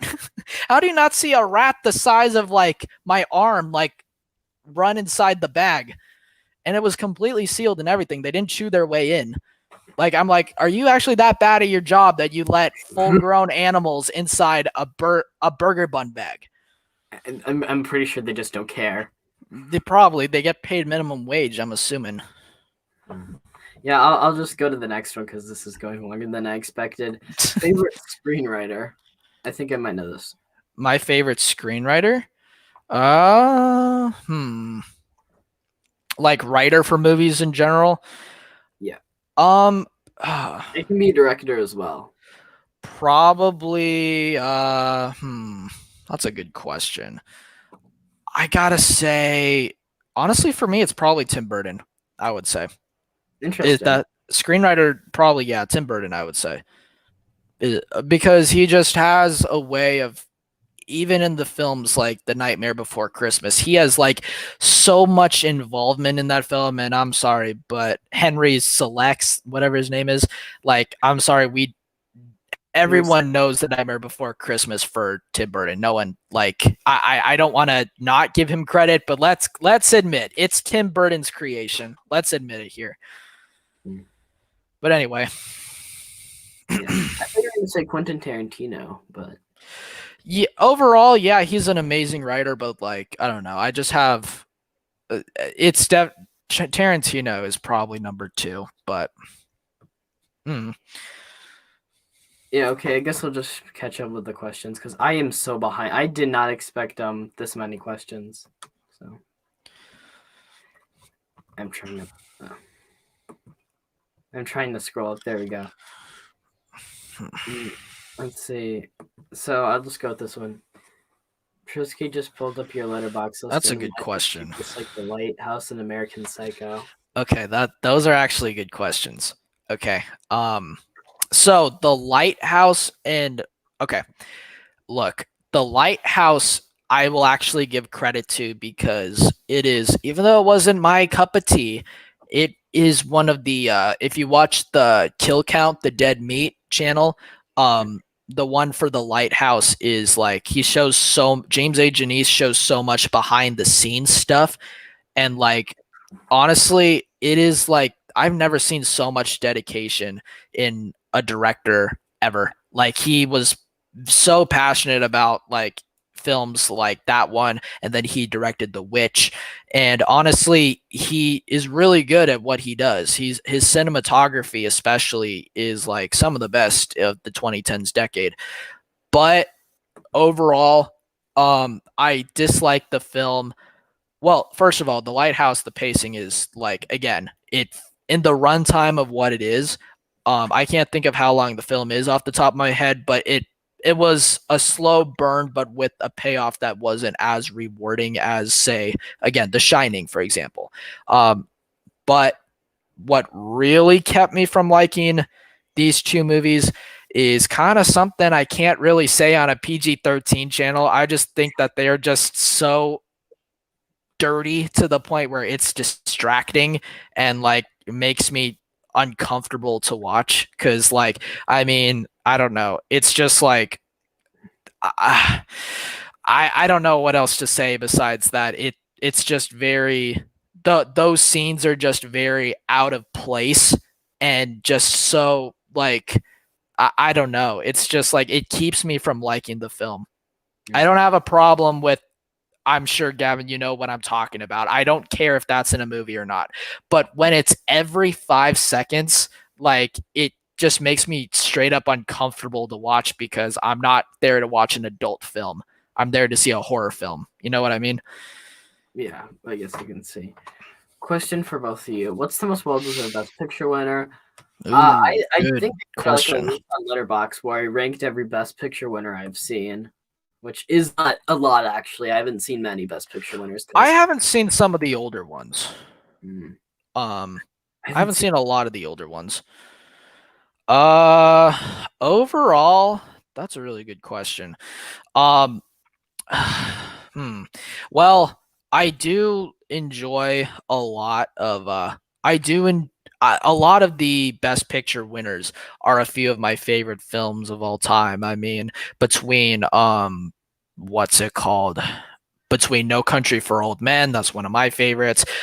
Rain Man is one of my favorites as well. Million Dollar Baby. Um Hmm. but what's it called? I have to say my actually, I'm not sure if I have a I'm not sure if I have a like solid answer, but overall I would say the film that I would say yeah, that deserved it was Moonlight because as everyone knows that it was the famous Oscar mistake. Uh, what's it called? And I was like, huh, that film, I don't know what about it could win best picture. And I saw it and it was an easy 5 out of 5 for me. Hmm. Yeah, because the Oscars obviously they can't give a good film Best Picture winner, but no, not a good movie. They can't. It's just. I mean, I would say Gladiator, but at the same time, I think Memento was more deserving of it because I think it's like the best movie, like one of the best films of all time. Gladiator and Memento come out in the same year? Yeah, they came out. They both came out in 2000. Oh. Yeah, overall I like Memento more than Gladiator. I think The Godfather Part 2 won Best Picture. I think. What won I don't Best remember if Godfather Part 2 won Best Picture or not. Picture in 1974? Okay, never mind. It wasn't The Godfather, but let me see. 1972 then? And honestly, the Godfather franchise, like, I mean, they are like objectively some of the best films ever made, but like subjectively, yeah, I like them a lot, but they are very far from even my top 20 or 30, which I know can be a hot take to some, but I guess Gladiator. I haven't seen many Best Picture winners. mhm. I haven't seen some of the older ones. Mm. Fritski, worst and best food you've ever had. Uh, I have kind of a weird one. I don't know what the best food I've ever had was, or my favorite. I can't really say what my favorite food is because I'm not that picky, but I have a really weird nuisance with food. This is gonna sound so strange, but my least favorite food is whole olives. I don't mind sliced and diced olives, like in a Subway sandwich, for example. I don't mind if olives are, or in a salad. I don't mind if olives are like cut up and chopped. But when olives are like a grape, oh God. No, no, no, no. No, thank you. I don't know. Something about the texture of an olive being the size of a grape. I'm expecting the olive to taste like a grape and like ugh, yuck. Okay, Fritski, how much are you anticipating the Clifford movie? I don't know. I honestly, I don't have any expectations for a Clifford movie whatsoever. It's gonna be the best movie ever made, obviously. Right there up there with Happy Gilmore and Billy Madison. Who knows? Maybe a Clifford movie will have like maybe it will become another Lego movie and like be somewhat of a good time, but I can't say it would be anywhere near my priority watch list. Gavin and Fritski. Fritski answers first. Worst and best Nickelodeon show. Ooh, that's a good one. Well, I would say overall, I have to say the 90s era for Nickelodeon is like one of the best eras for cartoons like ever. And I would have to go with probably either I mean, SpongeBob was definitely like a huge highlight of my childhood, but like I would say overall probably between Hey Arnold or Ren and Stimpy. And my least favorite Nickelodeon show, uh trying to I can't really think of what's my least favorite Nickelodeon show off the top of my head. Because there's so many bad ones. Well, there's just so many that just aren't worth my time. Oh, um, actually, I got one that's technically a Nick show. The frickin' when I was little, and this was forever ago. This was like when I was like 5 or 6, but the the Dora uh that takes place later when she's a teenager has to be the most cringiest freaking thing I've ever seen in my life. It was Uh, so bad. uh-huh. Favorite Nickelodeon show? That's hard because I don't think I've seen many of like the classic ones or whatever. Yeah. The 90s ones, I don't think I've seen much of. If I were to say my least favorite, though, it would probably be Game Shakers, which Mm. is like, they're all the same. I watched it when I was a kid and I liked it. Then I watched a couple episodes because I was bored and I was like, this is awful. This is garbage. Yeah. I guess I'll just go into the next question because we're like only halfway done and we're like at the 90-minute mark. Favorite TV show? My favorite TV show? Mhm. Probably I would have to go with probably Breaking Bad, I would say, is my favorite overall. Um South Park is a hard second place, but yeah, Breaking Bad is overall my favorite show. Okay. I'm probably gonna skip some of you guys' questions that at least I don't know, just the the one I don't know. I've What never are seen your The Breakfast Club. That's always been on my high priority list. I've never seen The Breakfast Club. I know it's a shame. It's a classic, but I love The Breakfast Club. It's funny, it's dramatic, but I don't really relate to. I mean, because you're supposed to relate to the characters in this movie, and I know this is me being hypocritical, but if the movie requires you to relate to them, that's going to be an issue for me personally, which I know is like Yeah. biased. But it's like in Goodfellas, you're not supposed to relate to them. While in The Breakfast Club, that's like the main part of the movie where you have to relate to these characters. And I'm not in high school yet, so You know I what? That's honestly that's a fair point you say that because like okay, me and Dominic kind of got into it. Like not like a fight, but like definitely a hard disagreement.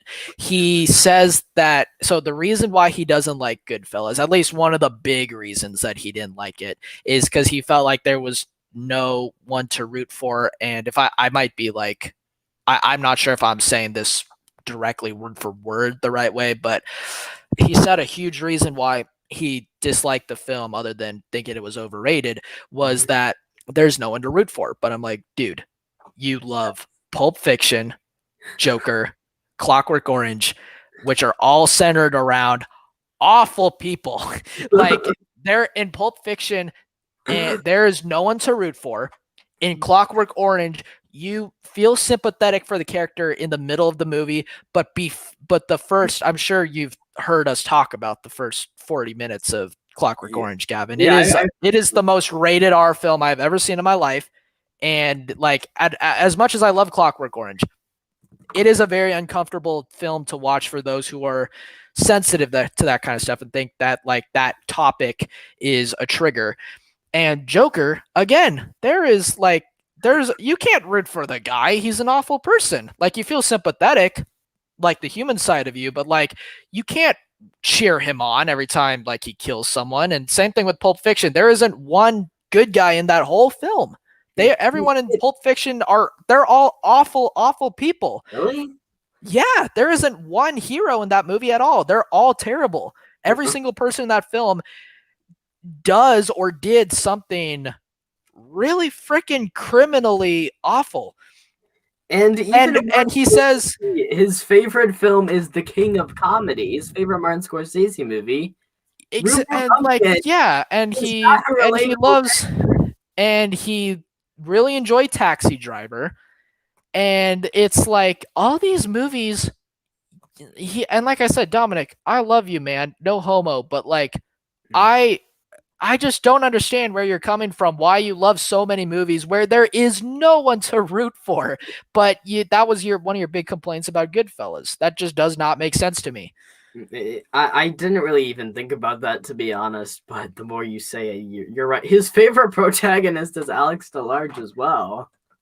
And I know it's PG-13, so I won't get into like detail, but yeah, he's a freaking rapist. Like, I don't know, dude. I mean, Dominic, you're great. We love you, but I don't know where you're coming from, though, man. Okay, favorite movie YouTuber. It can be in the critic community. I don't really care. I'm not gonna like. It just can't be you, obviously. Okay, well, that sucks. Well, anyway, I'm just playing. Overall, I would have to say my favorite movie YouTuber I watch is overall. That's a really good question, actually. I have to think. Probably overall, I would say for the sake of entertain. Actually, no. You know what? I do have a favorite YouTuber, movie wise. His name is Sinister Cinema Reviews, and a lot of people don't know about him, but at the same time, some people do. I think he has 11,000 subs or so, but I really like his videos because he kind of gets some crap for rambling in his videos because usually his videos are a little longer. It's a lot of talking, but honestly, he just wants to give you his full thoughts. And like, I love when people think out loud. You know what I mean? And like, that's not what I want to do for the sake of my channel. I try to keep my thoughts like as simplistic as I can, but I like when someone like basically thinks out loud for a video. And even though he's got some hot takes on his list that I really don't agree with, but overall, he's a really good channel. I like him. He also did a Saint Maud review. Yeah, he did. That I had seen that I'd watched that literally right after I had gotten out of the theater. I was like, okay, I knew he uploaded a video, but I need to see what he said about it. So yeah, excuse me. So let's see. Okay, so now that that's out of the way, the chat just kind of stopped. And I looked at it. It's not disabled. It's just You are not too late. You are not too late. yeah. I am. I'm not. You're Let's see. not too late. It's never too late. Which burger restaurant has the Has the best? best fries? I would. Uh, I have a place. I don't know if you have it or not, Gavin, but there's a place here in Arizona. I don't know I don't know its distribution throughout the country, but there's a place called Freddy's. Oh my gosh, their fries are so good. I love them. Honestly, I mean, I don't know what the best fries are, but McDonald's fries they taste like carrots with salt on them.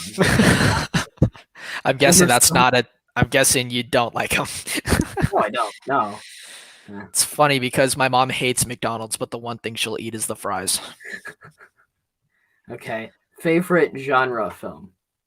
Favorite genre of film, horror easily, because there is like there is just so much you can do with horror. Like people say, "Oh, well, it's either going to it can only be about so many things. It's going to either have a monster in it or it's going to have a serial killer or a haunted house or whatever." But like honestly, dude, there if you really look at uh the general uh if you just look up horror films and like you see like what are some of the like best horror films, you will see that that very few of the films on the list are about the same thing except for like, say that like the slashers are like on there. Usually those will be grouped together. And then like I mean think about it. Like we got Alien, that's sci-fi horror. We got Halloween, that's a horror movie about a serial killer. We got what's it called? We got films like Shutter Island, that's a horror film about mental illness. And like overall, I think it's just like horror is one of those genres where similar to drama films, like you can't really say what is the because think about it, is there really like anything that defines a horror film that every single horror film has? And you can't, it's Well, hard to say it's hard to say scary elements because horror is subjective. And that's the same thing about dramas. Is there anything that dramas have to have, otherwise it's not a drama? In my drama. opinion, not really. Well, no, not even, because like I feel like Whiplash, for example, it's dramatic, like the tone is very dramatic, but it's not like when I hear the word drama, I think of like school gossip, if that makes sense. Like, oh, here, let's hear the tea, let's hear the drama. And it's like I don't know, like I feel like horror is just one of those things you can just do so much with it. There's sci-fi, there's mental illness, there's slashers, there's like possessed dolls, haunted houses. There's just so much you can do with it. There's grindhouse movies. There's Blumhouse. No, I'm just kidding. Even Blumhouse, like I haven't seen half of their crap, but A24. Ugh. A24 has what I will say for A24 is that while the while it is certainly far from my favorite like a horror studio, even though they're not all horror, obviously. But if we're talking about like A24 films as a whole, there's only one that is like one of my favorite horror films and even one of my favorite films of all time. But even the ones I didn't like Midsommar and The Lighthouse, I give them credit for what they are because they're very unique. And that's what I love about A24 is that all the films, no matter if you hate them or not, no, even if you don't like any of them, they all feel very indie, if you know what I mean. Fritski, worst and best 2010s pop star. Oh God. Oh no. I don't know if we're talking about people who came up in the 2010s or just in general. My least favorite is easily Ariana Grande. Oh my gosh. I cannot stand that yapping chihuahua for the life of me. I'm sorry. She is so annoying.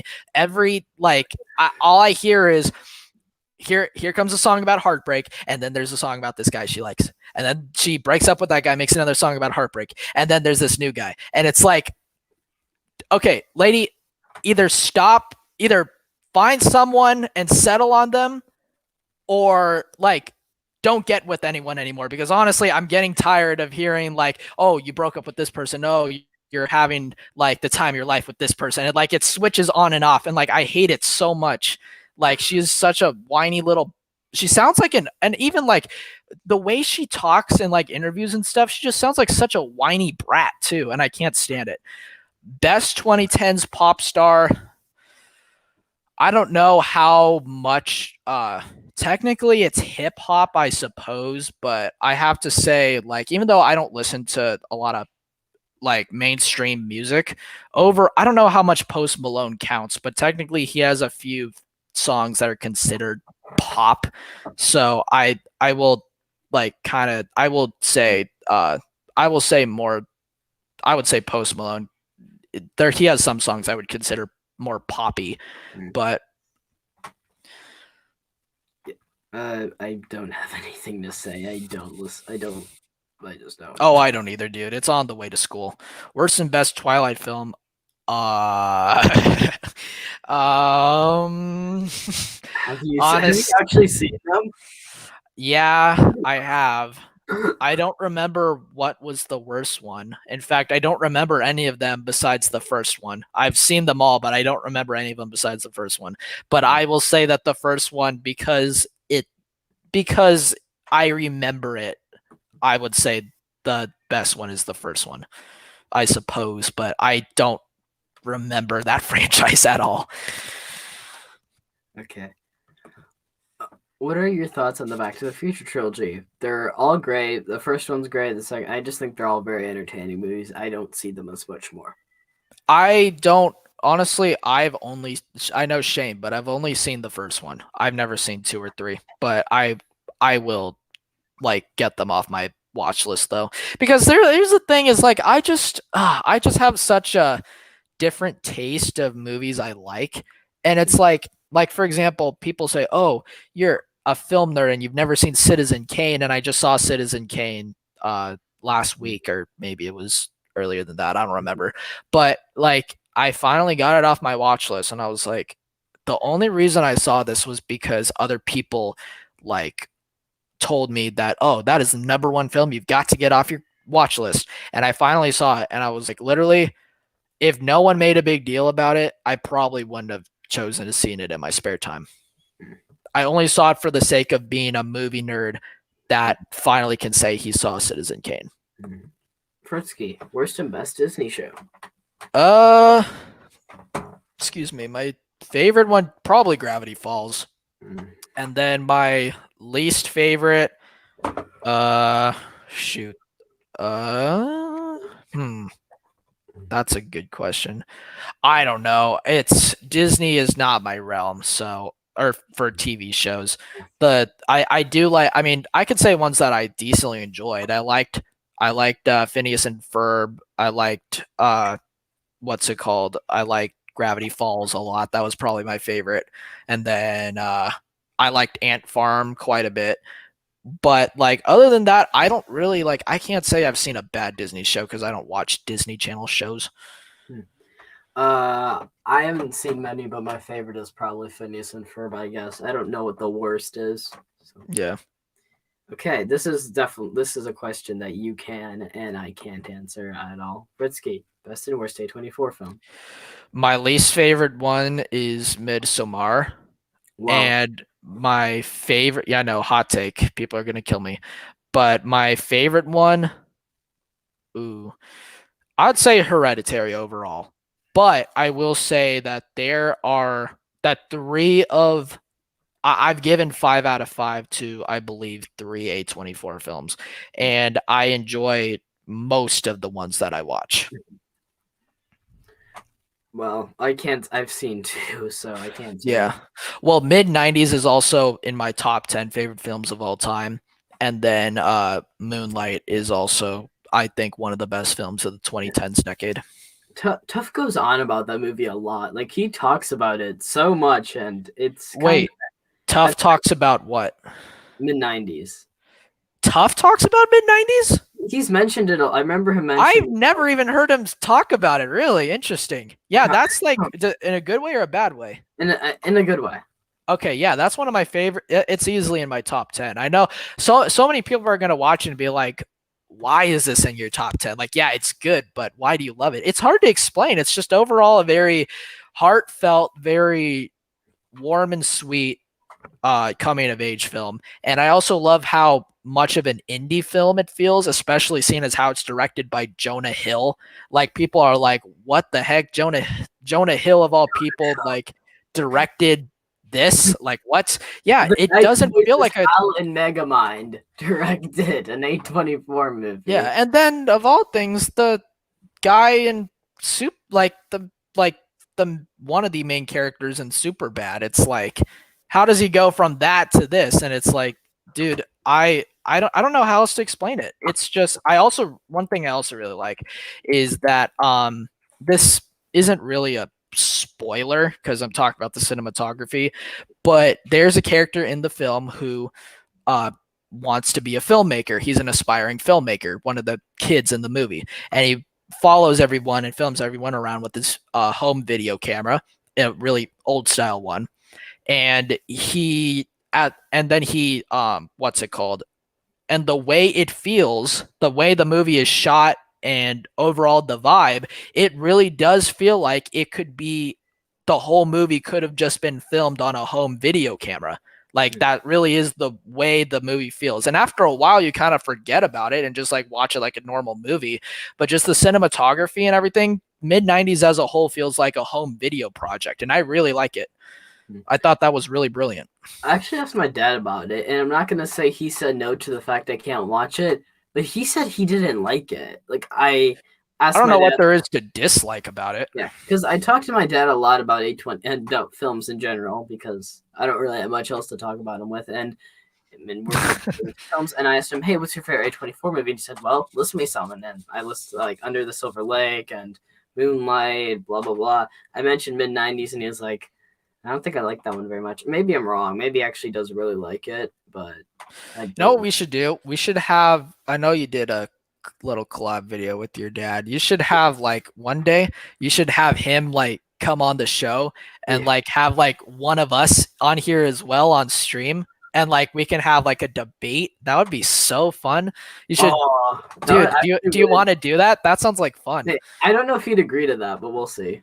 Yeah, yeah. Ask him and say that one of your friends wants to do a live Q&A live stream slash debate thing, and Mm.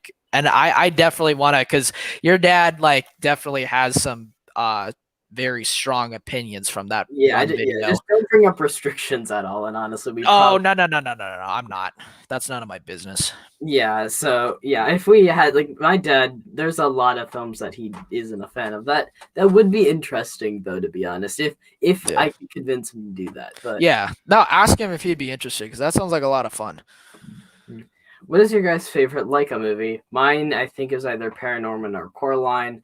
I don't know which one I like more, to be honest.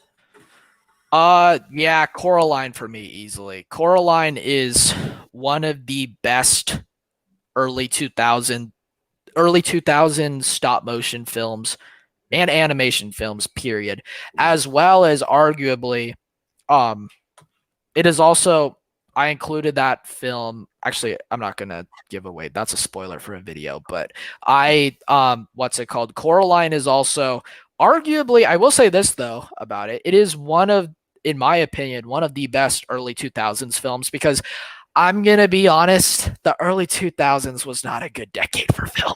It was like we've had better. Like it's like I mean, it was there's the usually first like time, though, so it wasn't early.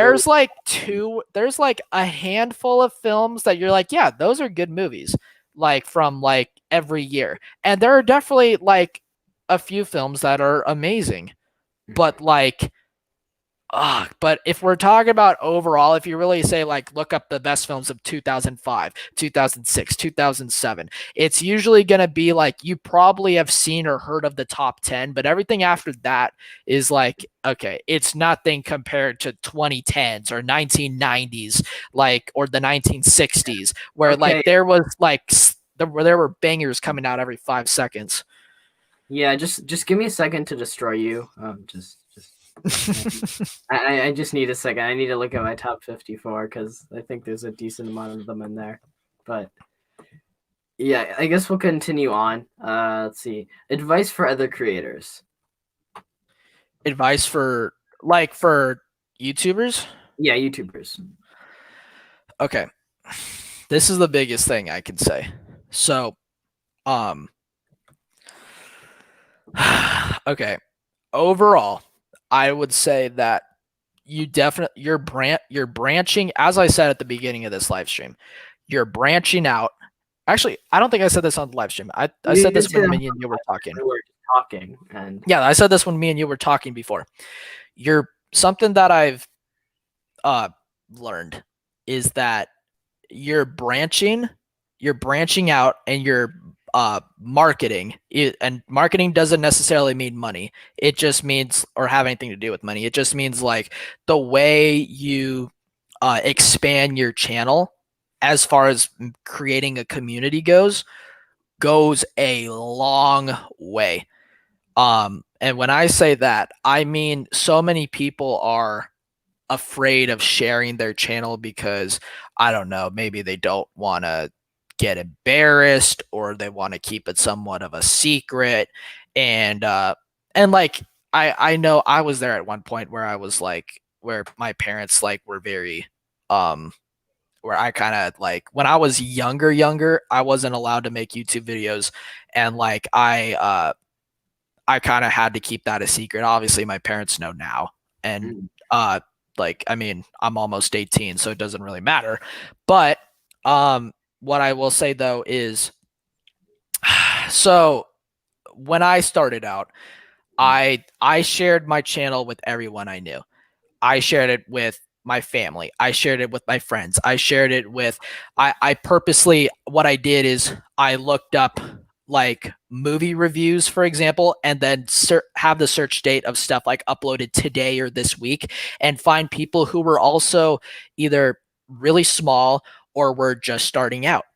And like my I think the first person I reached out to was Josh from the after credits. That was the first person I got like um that I reached out to. I was like, "Hey, I typed in the comments, I watched his video and I was like, "Hey, I really liked what you did when you did this." And I continued to give him constructive criticism and I was like, "I really like the way you did this and that."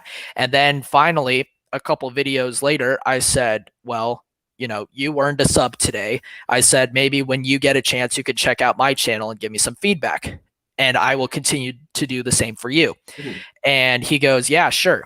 Sure enough, that's how it ended up being with almost everyone in the critic community. Like I reached out, there was a point in time where I can't remember if I did it with you specifically or not, yeah, no, I reached out but to you actually. Like I was okay, like, yeah, you reached out to me. And so, oh yeah, yeah, it was like this thing where me and Tuff were doing this like 40 on 40 thing, and you yeah, and you invited me to join. Yeah, no, dude, I wanted to, but like it was very hard to watch that amount of movies in that time period. But what I will say though is, yeah, and that's how it ended up being with everyone. And now, like, I mean, I've made some really good friends that way too. And so overall, like I said, though, don't be afraid to branch out your channel and to be the one to go outside of your comfort zone, reaching out to smaller YouTubers, and reaching out, like branching out to your friends and family. And when I say my friends and family, I don't just mean the people who live in my house. And I can't say this for everyone because, you know, maybe not everyone has a big family. I mean, I'm half Hispanic, so or a quarter Hispanic, so I have a lot of cousins. But as most people know, Mexican families are really large. But what's it called? I just mean in general, though. I shared it with my aunts, my uncles, my cousins. I shared it with people at my school. I shared it with my a couple of my teachers even.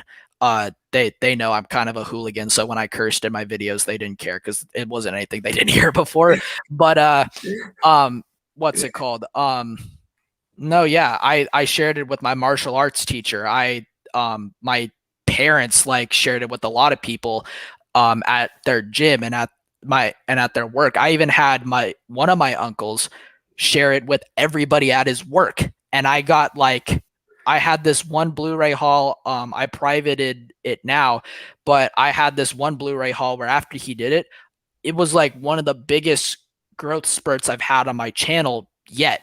And so Mm, it's like the biggest thing I can recommend to anyone is reach out to other people, share your videos, ask your friends to shout out your channel on their social media like Instagram and Snapchat and stuff, or on TikTok. Get your channel branched out, and reach out to other small YouTubers you're around your size and say, mm, hey, I'm starting out too. Let's give each other constructive criticism back and forth. I really like the way you did that. Maybe you can give me the same. It's really important you do that. And that is how I promise you a fan base builds. Because then one of the other good things about that is when you have a community that um that you either know them all or you know them from a mutual person, it's almost like it's more personal because they all know it's you. mm. You know what I mean? Yeah. And once you get a little on the bigger side that way, that's when other people start to find your channel. Mm, And that's when you start to get more of a following from other random people. mm. Yeah, going back to what you're saying about teachers, my I didn't share with my teachers, but my dad ended up doing it because Really? yeah, because like his job, he's actually a teacher, and Oh, cool. I'm not gonna say the school or anything, but he showed it to one of like my Spanish teacher, and she said, and she commented this on like one of my assignments and said, "Hey, I subscribed to your channel," and then it's like I don't know. I think I actually can relate to this with a lot of other people. I think people don't share it with their friends because it's like when you're in YouTube, you just feel like a different person. It's not like you act. Yeah. You might not act different than you act, but it's like it's weird when people that you actually know watch you. So. And some people get embarrassed and some people like whatever, but it's like, I mean, like, I don't know. It's just in that case, do something that you're going to be, if you feel embarrassed by your content, in my opinion, then change it. Do something that you're proud of then. Mm, Because I mean, like, even my first video I uploaded on my channel, the psychology video, yeah, it's outdated from the kind of video I would make now. I mean, you talk to my past self back then. I sound different, I talk different. Like the thumbnail is very different than the thumbnails I've been putting out now. The editing is different. And like overall, it's a very, very different video than I was 180 subs ago. mm, But like overall, yeah, it's like you do change and you do naturally progress. You know what I mean? yeah. Okay, so the next one that I have is what is something you regret doing when you started YouTube? This is my favorite question to ask everyone. So, That's a good question.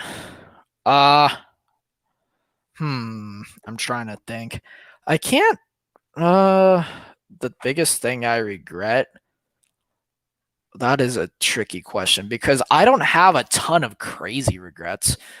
But overall, I would say that the what I would like, I don't know. Hard to. I'm not sure if I really even have an answer because honestly, it's like, yeah, I have videos. Some of my older videos, I'm not like. I don't want to say I'm ashamed of them, but I'm certainly like they aren't the first video I would show someone. If they find it, then whatever, and they like if they want to see all my videos, then yeah, by all means go for it and check out my older videos.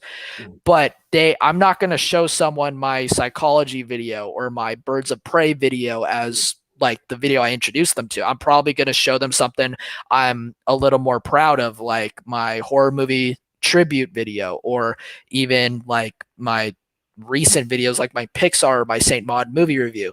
Um, I would just say that I don't really have anything I regret, but I would say that I just have older videos that I just am not, like I said, not necessarily ashamed, but it's not what I would show someone. I don't know how much sense this is making, but I see what you mean. I get what you mean. so yeah. Yeah. Okay. So, well, the next one, I'm just kind of ignoring the questions because we're over the 2 hour mark. Yeah. You can keep going with the interview questions if you would like. What editor do you use? So I began with Premiere Pro. Actually, wait. Is that what? Wait a second. No, not Premiere Pro. I did not use Premiere Pro. Hold on, I can't think of what it's called. Final Cut Pro. That's what it was called. That's like what. If you guys watch MKBHD or whatever his name is, the tech guy, that's what I don't know if he still uses it, but he used it a lot, and I figured that would be a really cool thing to use. So that's what I started using. But then I realized, you know what? Because I am on a Mac, by the way. I realized, you know what? I actually legitimately I don't need all of this fancy stuff because I like stuff being more simplistic. And that's just me. I think, and it's something that I'm also very proud of, is that I can make something that I am proud of out of something so simple. Because if you look at my Pixar video, it's just basic chopping and cutting, and there's an intro. The intro is probably the most edited part of the video, and there's music. You don't need a fancy software for all that stuff. In fact, the only reason why I have my computer do it is so that I can have the webcam. I think looks better than my phone. And my phone doesn't even have the worst, but honestly, you can do everything that I do on your phone, to be honest. And it's I realized, you know what? I don't need all this fancy stuff. I can do what I do with just basic iMovie. And to be fair, the Mac version of iMovie is better than the phone. For sure. You definitely have way more stuff on the computer, but overall, yeah. I would say that would be my answer to that question. Okay. So, favorite hobby besides YouTube or anything related to it? So that includes watching films, blah blah blah. My favorite. Wait, say that again. What is your favorite hobby that isn't YouTube or anything related to that, like watching films or TV shows for a video or something? Like not anything that isn't that. Okay. Overall, yeah, definitely film is no doubt number one. It's my passion. I'm not afraid to say I'm obsessed. It's definitely that is my biggest thing I do in my spare time. Other than that, I can't really say I do anything overly exciting.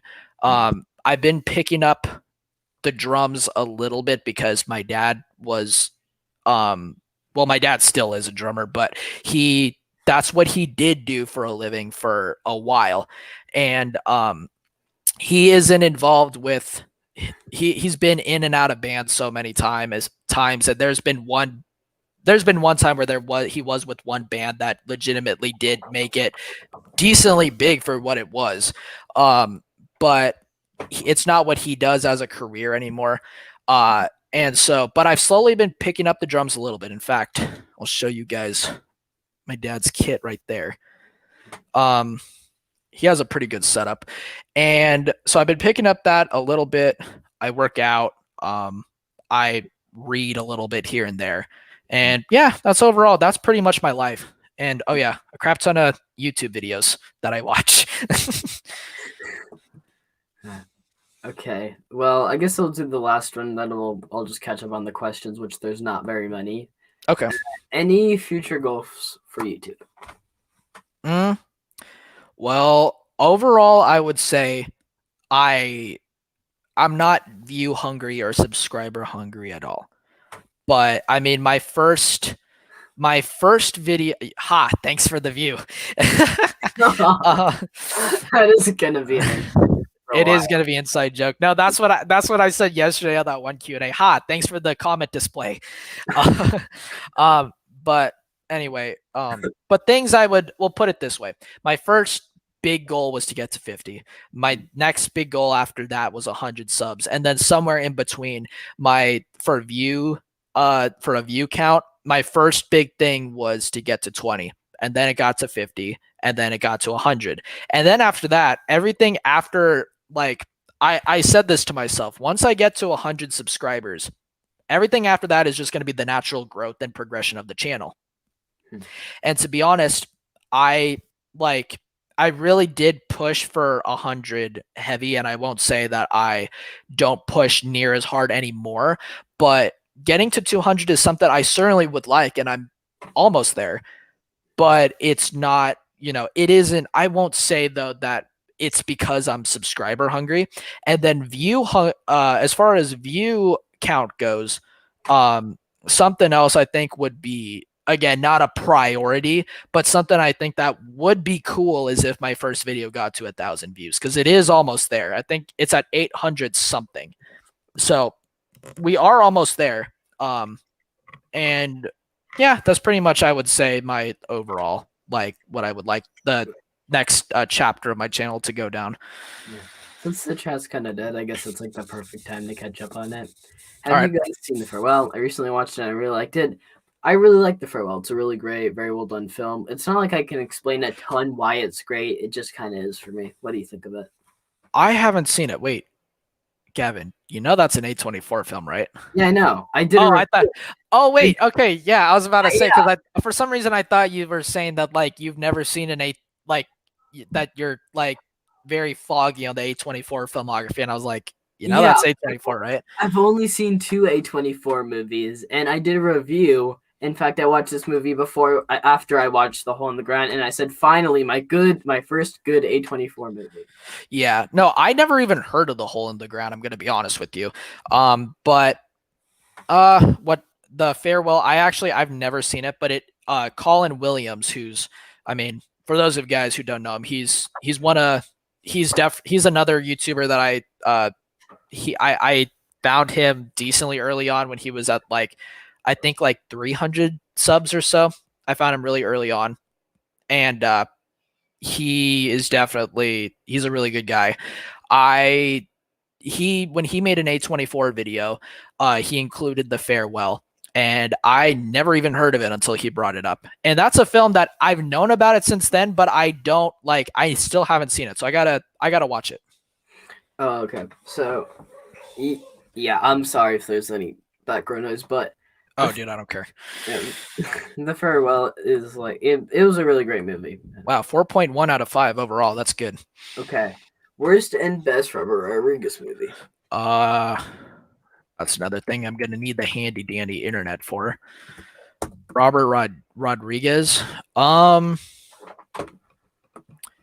would say, he directed From Dusk Till Dawn. I actually did not know that. I would say my favorite is probably From Dusk Till Dawn, and my least favorite, I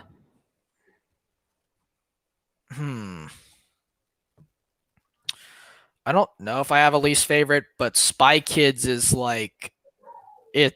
I don't know. I don't dislike it, but I just think it's kind of a very goofy, silly movie.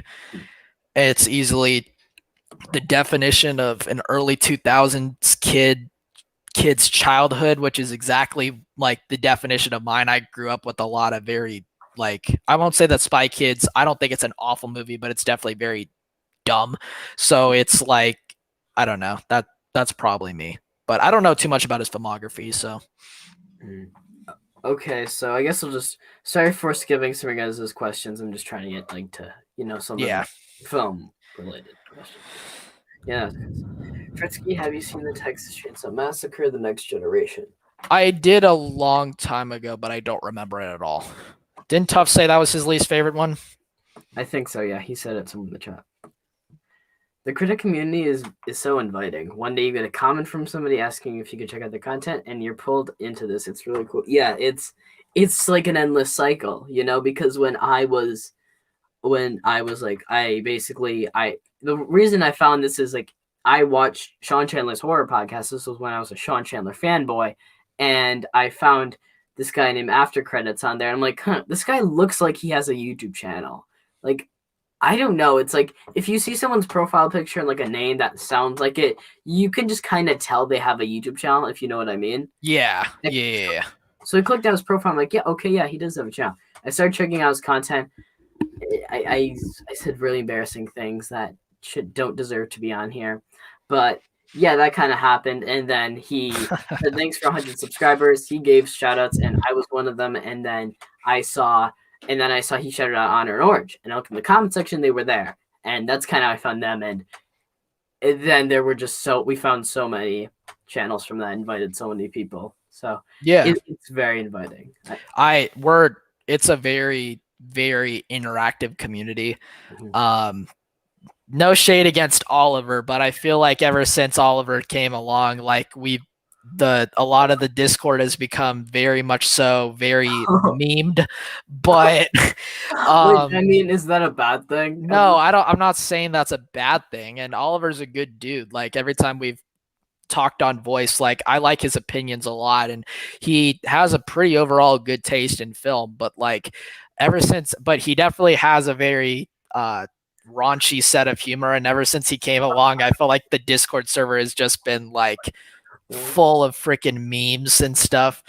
And like it's like, again, I'm not saying that's a bad thing, but like it certainly has become like Did film becomes something we talk about mostly in voice, and like the chat is full of just freaking memes and memes and memes. yeah, like it's Deadpool or something where Kinda, yeah. yeah, But I real honestly though, I'm like, I say this pretty often in live streams, but the critic community is freaking awesome. I mean, you got like everyone in there is like, or on here I should say, is they're all freaking homies. Gavin's awesome. except for Ginger me. Cat. Oh, Oh, that you're the first person I said. I was about to. The timing was off because I was about to say everyone's awesome. I was about to say that the comedic timing was off. Yeah, no, I mean, Honor's a really good friend. Ginger Cat's a really good friend. I talk to him like almost every day. Dominic is another one that me and him got associated with each other really early on, and like he's definitely one of my best friends on here. And like overall, like everyone, I'm gonna like I'm not gonna list out every single person because the second I start, I'm gonna not say someone and someone's gonna think I don't like them or something. That's not true.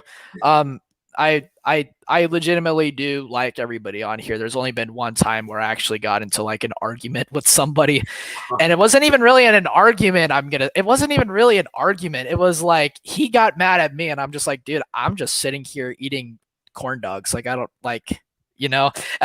I was like, I don't. You're going off on me. I'm not the one who's angry at all. Oh, okay, But yeah, but uh, okay, so it wasn't me though, guys. It no, it was wasn't just like Gavin. because it's like I was We're not gonna point fingers, and that person is like, we're completely fine now, and that was Mhm. months ago. That was like back in October. Yeah, But but just saying that it's like the Discord server is kind of.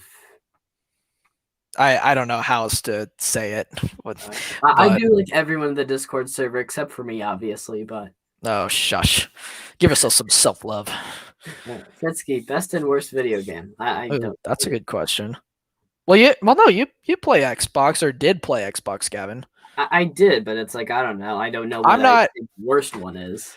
I'm not on games as near as much as I was. And in fact, it's been a couple weeks since I've even played a video game. Besides, actually, wait, that's a lie. I last night I played some Minecraft with some friends, but what's it called? That was just but as far as like hardcore like gaming goes, Hardcore. other than like Minecraft once in a while with some friends.